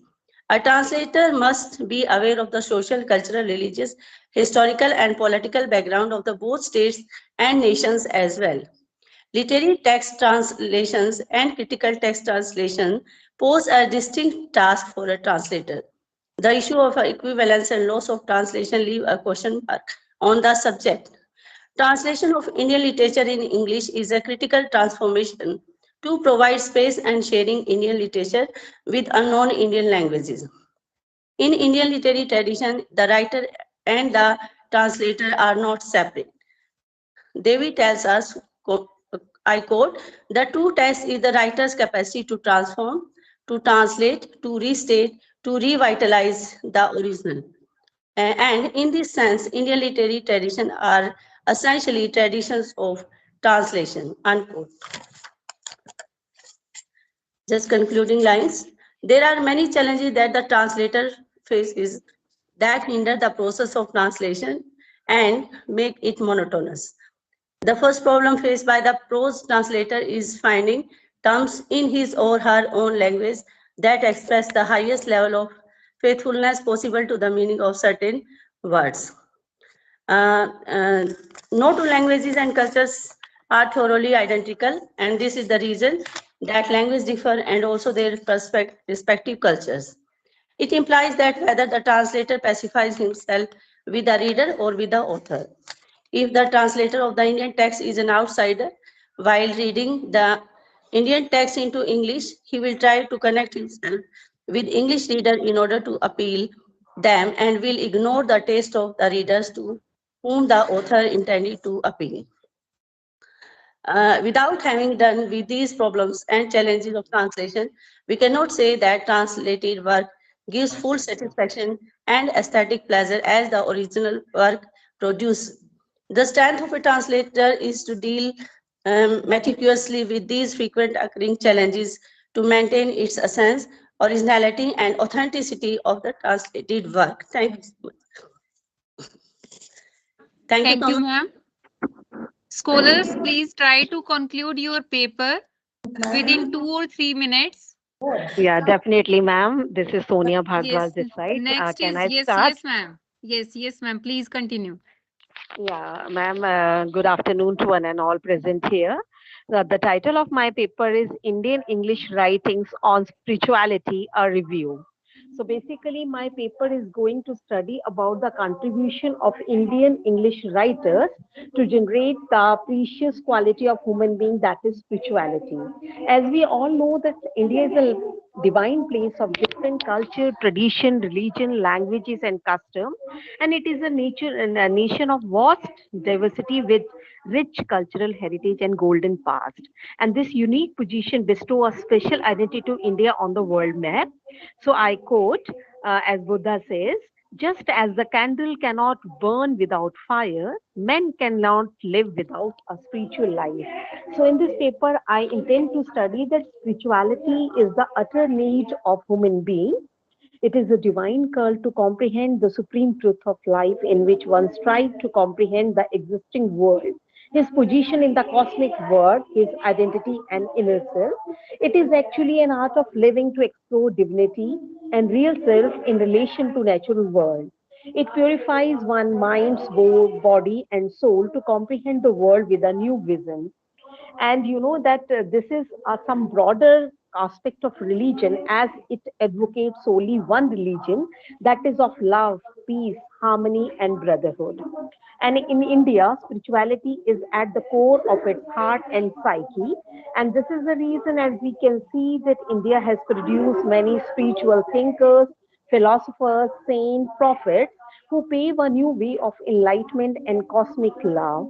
Today, we find that spirituality is the fundamental need of man to fulfill the ultimate aim of his life. And as we know, have gone through that, Indian writings are the storehouse of enlightenment, knowledge, wisdom, moral and ethic for humanity and masses. Indian literature from classical to contemporary period produced many grand masters like Kalidas, Surdas, Swami Vivekanand, Sarojini Naidu, Raja Ram Mohan Roy, Shri Ram Krishan Hans, Swami Vivekanand, to Amitabh Ghosh, Salman Rushdie, Arundhati Rai, and many more people who has employed the ancient epic, mythology, theology, and spirituality in their work. And in this paper, I have tried to study that how spirituality in literature is very, very important, that it provides a person to find the real aim and meaning of life, promote resilience, sense of charity, ethical thinking, spiritual values, and practices to generate well-rounded and balanced personality. And as we can see that the Vedas and the Puranas, Ramayana, Gita, Mahabharata, hold the core position in the Indian psyche, mindset, and philosophy. And in this paper, I have gone through the writers who have taken spirituality in their literary genre. And so some introduction of that is given over there, like Rabindranath Tagore, who is an iconic figure in the Indian Renaissance. And he also criticized the modern way of education system, which was proposed by the Britishers, and he is a promoter of the revival of ancient method of teaching from the Upanishads. And similarly, the other writers like Sarojini Naidu, in her major work, she projected her as a mystic and the love poet who dealt with all aspects of love from the physical to spiritual. Similarly, other writers also want to do the same thing over there. And coming to the conclusion, I am able to find that spirituality in literature teach humanity the art of living, its supreme purpose to unite with the eternal and to spread the message of cosmic unity, peace, and brotherhood. And this ideology also motivated the West also. And therefore, we find that Indian thought and spiritual ideology is also founded in the work of Ralph Waldo Emerson, or the Thoreau, or Leo Tolstoy, W.B. Yeats, T.S. Eliot, Somerset Maugham, and many other writers. Thus, the contribution of Indian writers to uplift the masses from darkness to enlightenment and kindle spiritual thought and ideology all over the world is highly commendable and remarkable. Thank you, ma'am. Thank you, ma'am. Next is OP number 54, Dr. Bhartinder Shoryan, Assistant Professor, Government College, Duzana, Jhajjar.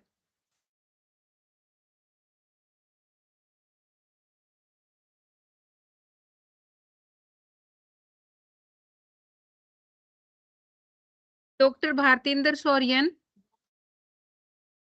Next is OP number 57, Suman Kumari, Research Scholar, Kurukshetra University, Kurukshetra. Suman Kumari, are you there, ma'am?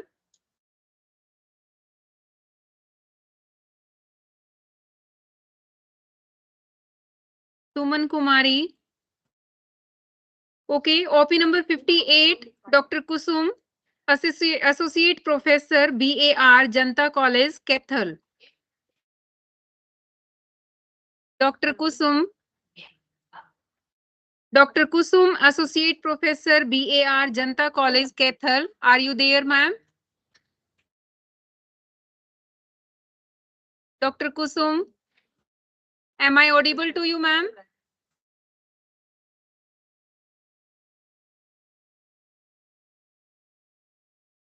Okay, OP number 60, Dr. Kavita Mehta, Assistant Professor, Arya Kanya Mahavidyalaya, Shahabad, Markanda.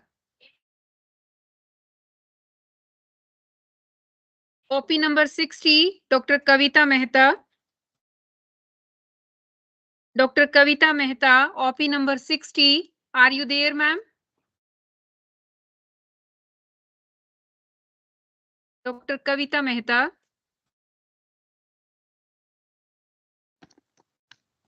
OP number 60. Yes, yes, ma'am, you are audible. Please continue with your presentation. Okay, thank you, ma'am. Okay, ma'am. My topic is Unraveling R.K. Narayan's Artistry, a comprehensive analysis of narrative technique in Swami and Friends. I would like to present my paper in a very brief manner because of the shortage of time. The present paper delves into the narrative technique employed in Indian writing, scrutinizing a range of literary traditions and their evolution. It explores the utilization of symbolism, oral storytelling, and non-linear structures, emphasizing how authors intricately incorporate cultural nuances into their narratives. The research encompasses the influence of post-colonial perspective in globalization on storytelling, underscoring the fusion of traditional and modern forms. Through a comprehensive and comparative approach, the study reveals the distinctive narrative strategies embraced by the Indian writers, illustrating the narrative interplay between language, culture, and storytelling that enriches the vibrant tapestry of Indian literature. Indian novelists employ a diverse array of narrative techniques reflecting the multifaceted literary landscape. R.K. Narayan Swami and Friends adopts a chronological narrative unfolding events, and Salman Rushdie's Midnight Children exemplifies magical realism, seamlessly blending the fantastical element with reality.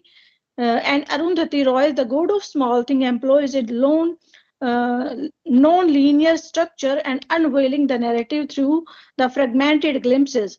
It works like Amitav Ghosh, The Shadow Lines, post-colonial literature navigates shifting perspective and multiple voices. Oral storytelling traditions embraced by authors like Chetan Bhagat in 5 Points Someone further enrich the intricate tapestry of Indian narratives.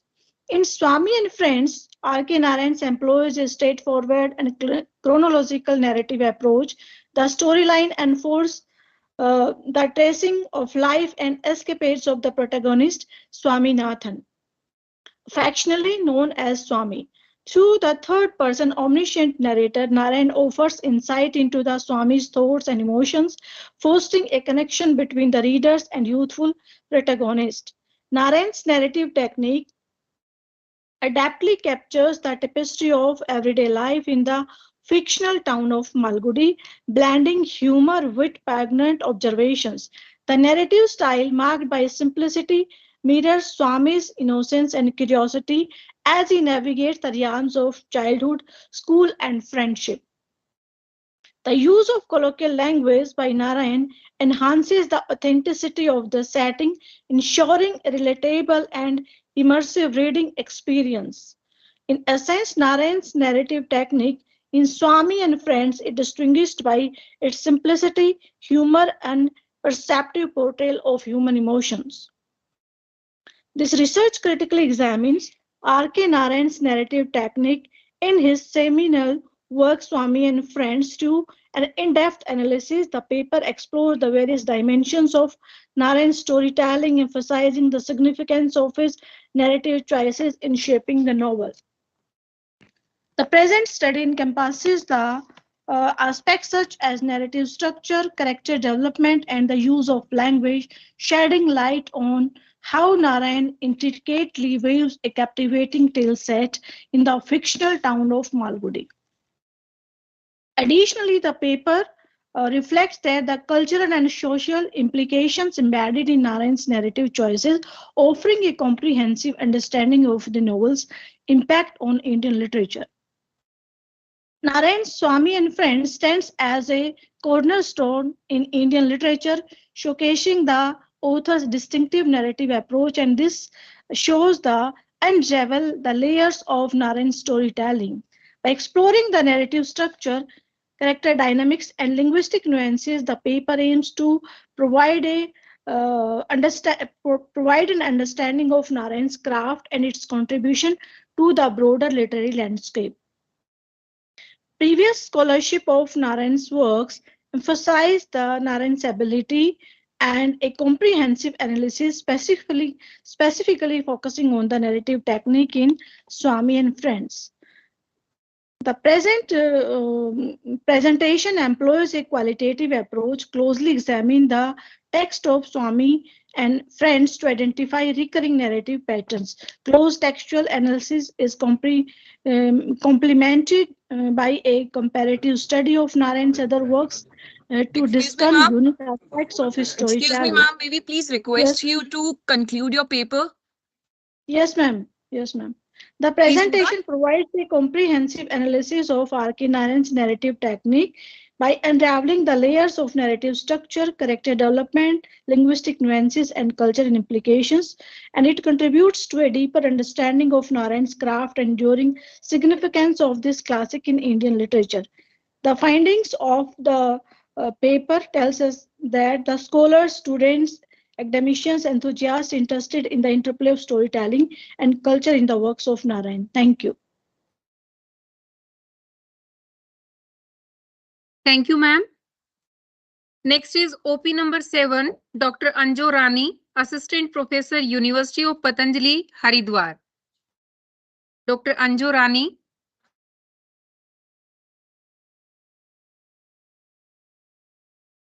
Anju Rani, Assistant Professor, University of Patanjali, Haridwar, OP number 07.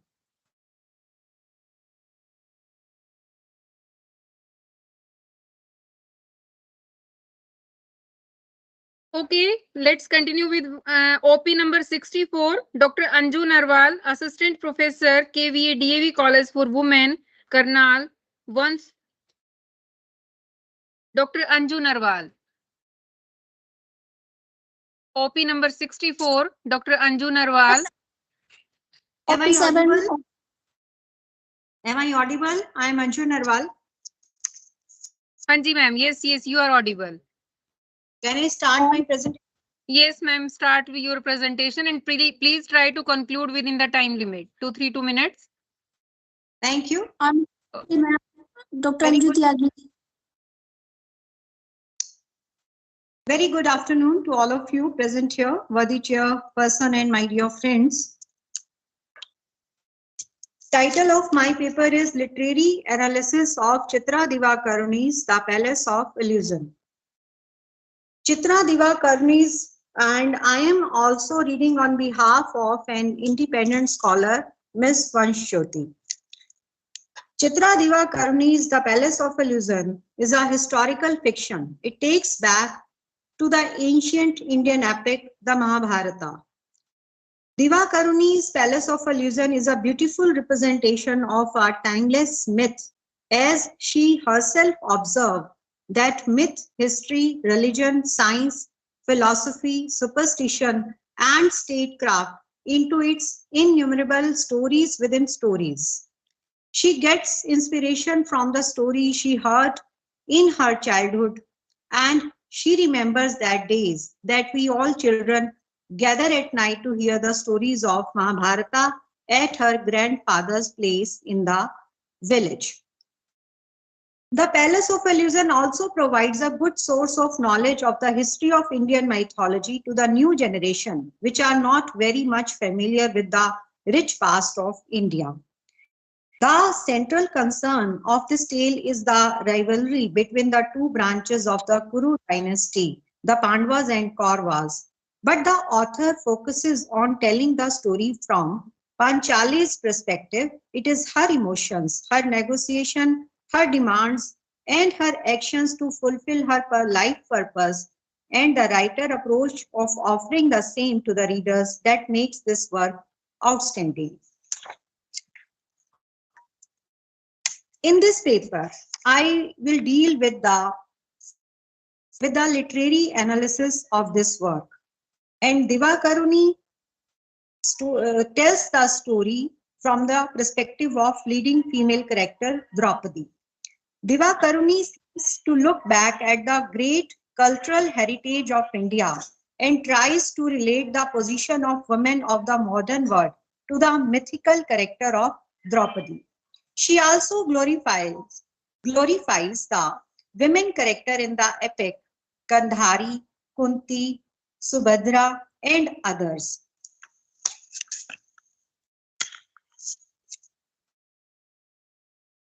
Divakaruni's impressive narrative plays an important role to enhance the richness of this tale. She has romanticized her novel by explaining Draupadi's emotions to her readers. Draupadi's loves Karan Arjun as he wins her in the Swayamvar, but she also nurtures a secret passion for his great rival Karan. In the version of Gopachari Mahabharata, Draupadi's love for Karan is not shown, but Divakaruni, in order to present this tale from the Draupadi's perspective, fantasizes the event to make it more interesting. Divakaruni uses framing narrative in the Palace of Illusion, like Chaucer's Canterbury Tales and The Thousand and One Night are also the fine example of framing narratives.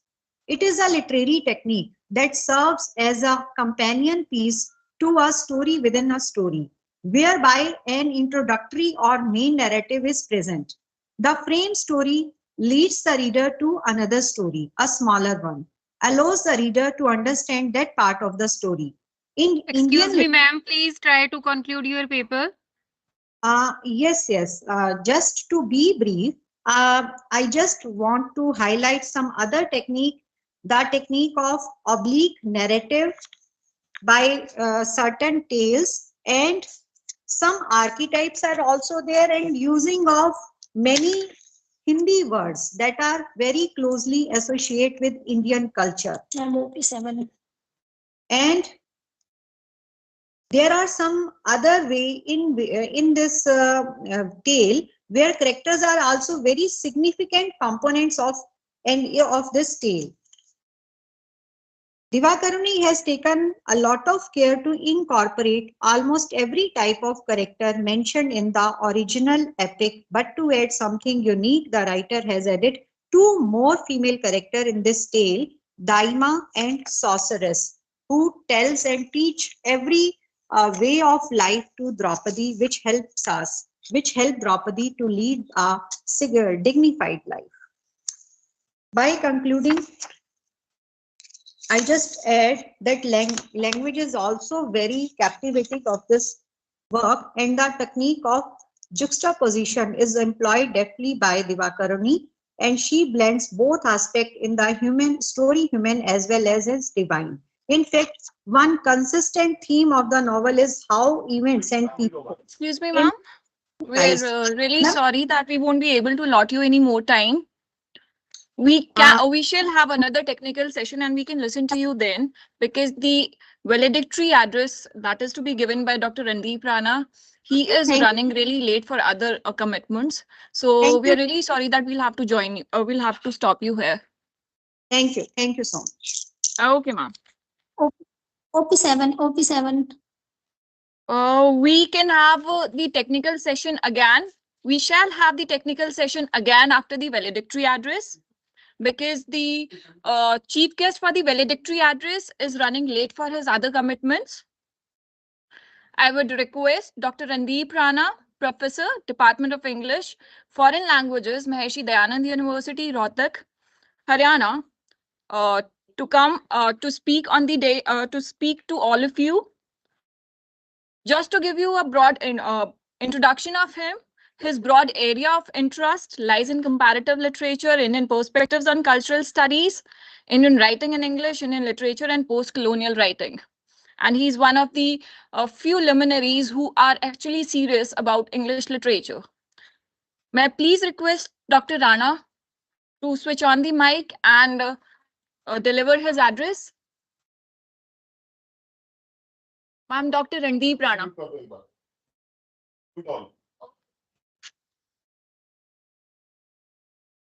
Dr. Randeep Rana. Sir, have you joined?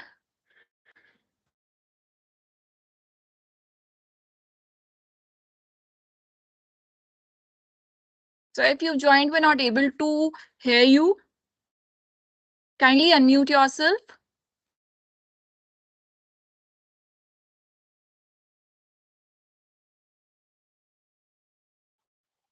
Thank you, madam. Good afternoon, sir.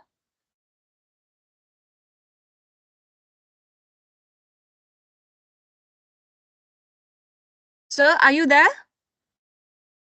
Dr. Randeep Rana?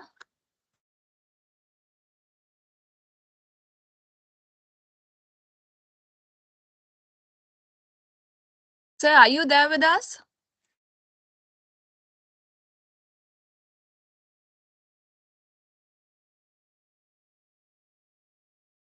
By the time sir joins us, let me tell you that sir is a luminary of English literature, and his broad areas of interest, they lie in comparative literature, Indian perspectives on cultural studies, Indian writing in English, Indian literature, and post-colonial writings.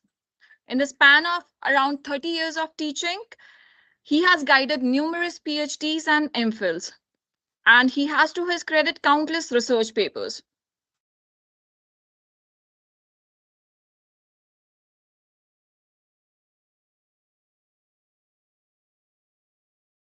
Dr. Rana, are you there? We would really like to listen from you.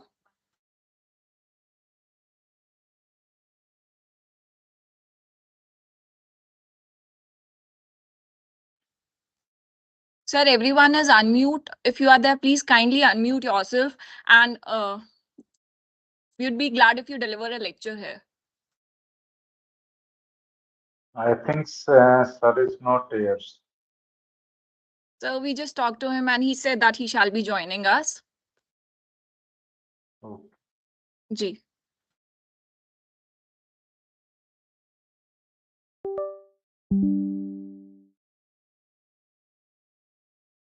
Hello, am I audible? Randeep sir, yes, you are audible. Good evening, sir, and welcome to the conference. I think I am audible to all of you now.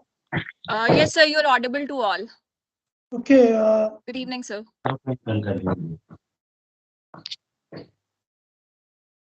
So I in need- your absence, I've introduced you to everyone. So you may please start with the lecture. You see, basically, I am a student of literature. So first of all, thank you very much for giving me this opportunity to interact with all these learned scholars, teachers, friends, colleagues. And due to certain preoccupations, yes, in our university, we are occupied with few administrative responsibilities, and convocation is to be held on 26th.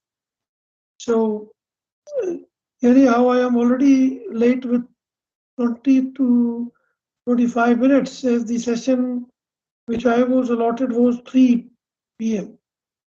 So you see, I just joined a little bit back when few of the research scholars, they were deliberating upon various writers or the writings of various teachers, novelists, dramatists. You see, in the present scenario, that is 21st or 22nd century,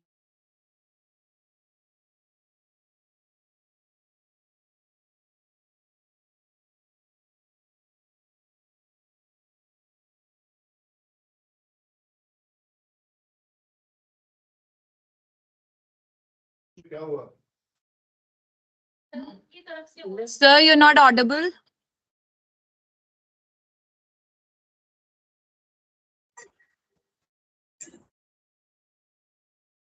I guess he has some network issues and he shall be rejoining us very soon.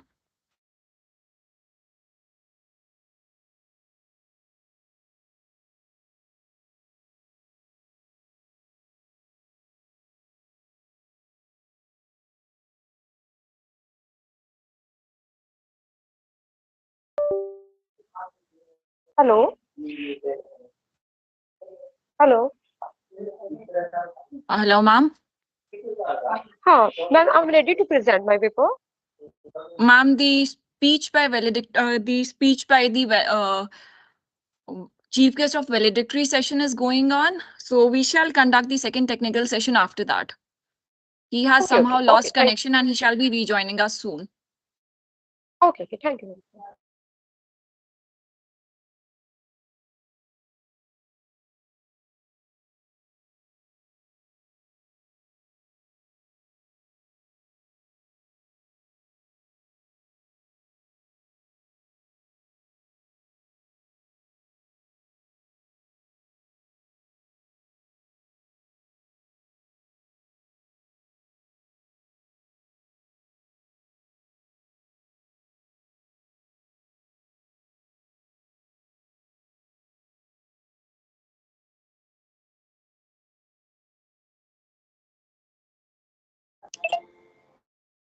Hello, madam.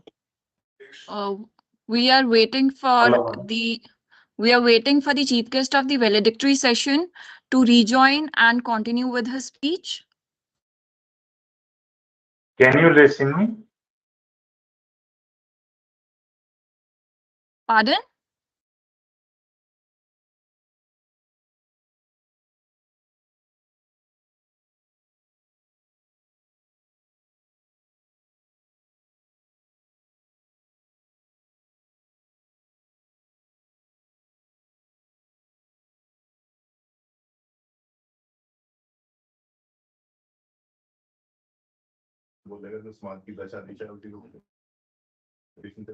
Randeep sir, are you there?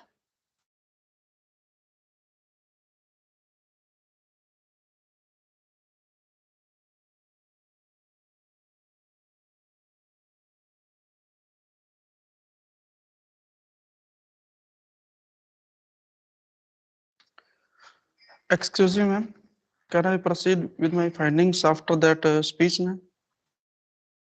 Sure, sir.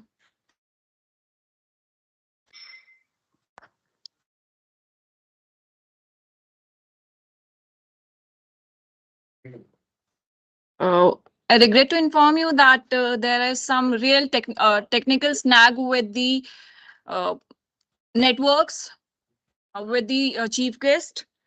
He'll be rejoining us. So we shall continue with the technical session here on.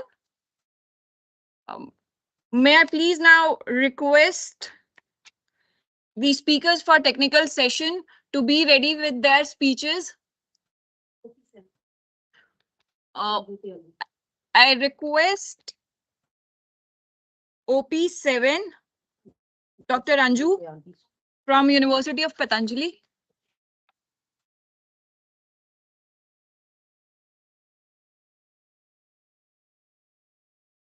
He is on left. I guess Jyoti ma'am, Anju ma'am is not here. I can see Jagtar Singh ji ready with his paper. So kindly present your paper Yes, ma'am. and also inform of your OP number that has been allotted to you. 36, ma'am. Thank you, sir. You may go ahead with your paper. Thank you, ma'am. I will proceed with my findings on the ecofeminism in retellings of the Mahabharata by female novelists. This piece explores how the female novelists interpret female characters like Draupadi, Kunti, Gandhari, Satyavati, and Amba, vis-a-vis Shikindani, and events to highlight the ecological aspect of the epic. They emphasize the relationships between female characters and the natural world, exploring how societal hierarchies impact both human and environmental well-being. Additionally, ecofeminist retellings draw attention to the ways in which women are connected to nature and how their roles in the narrative intersect with environmental themes.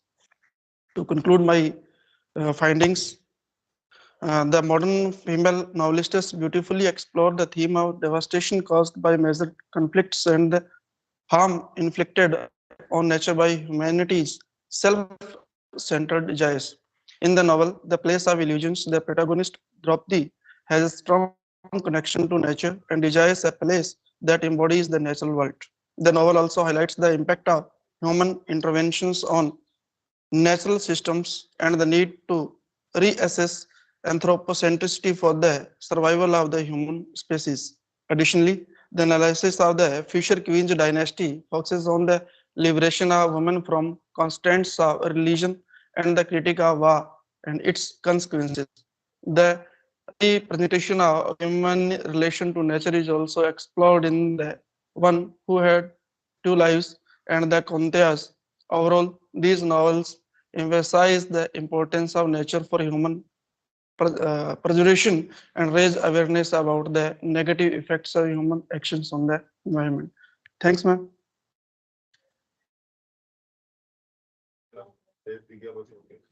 Thank you, sir.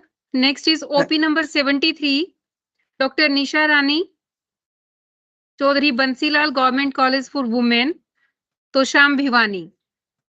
Dr. Nisha Rani, are you there, ma'am? OP number 73, Dr. Nisha.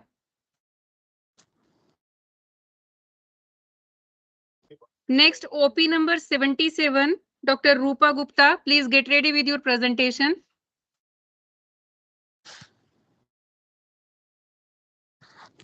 Yes, ma'am. Dr. Nisha Rani. Excuse me, ma'am. Yes, ma'am.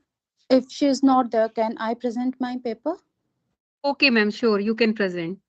Thank you so much, ma'am. Ma'am, my OP number is OP 87. Okay, ma'am. 87. Sangeeta. Okay, ma'am. Please Should continue. I proceed? Thank you, ma'am.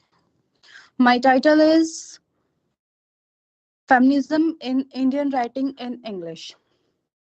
Women considered as a weak part of community since the ancient time. Yes, it is true. Feminism has not the kind of opportunities or comfort that masculine have revealed. The status of women is very awful in the male subjugated society. Women have to face more hurdles and disadvantages in their lives.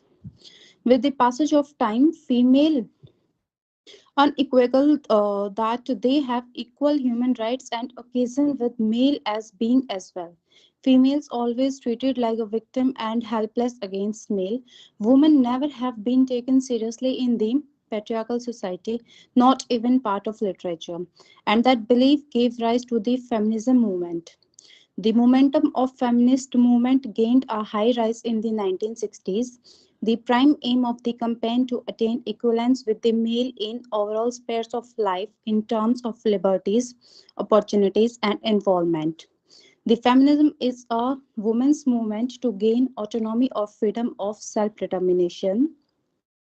Writers and journalists like Anita Desai, R.K. Narayan, Kamala Das, Shobha chooses the women's issues as their topic. Salman Rushdie, Shashi Deshpande also stresses over the repentant state of women. Indian writers in English are highly attentive about women-related issues. According to the Indian culture, only men should have the ability and social power in the society. In India, it is considered that male is the protector of masculine and female does not consider as physically and mentally strong, which not basically right is. Women are always kept away from religious customs and social establishments. Feminist growths have been accepted after for removal of this irony. During the 1970s, the strong string of feminism assisted a ladies' talk. R.K. Narayan as well included the Miss series of Indian women over the time of his overview of fictional creative mentality. Female writer considered into the life of housewives and verdict their exploitation so as to understand the rapid changes step of the new domain. Kamala Das explores the woman's difficulty and mistreatment in India and their general contexts.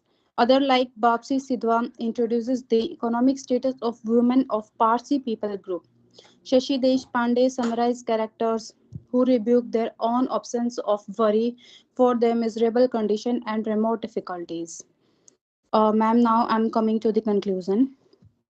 In conclusion, the study of feminism determines that feminism is a fight for equality of women in society.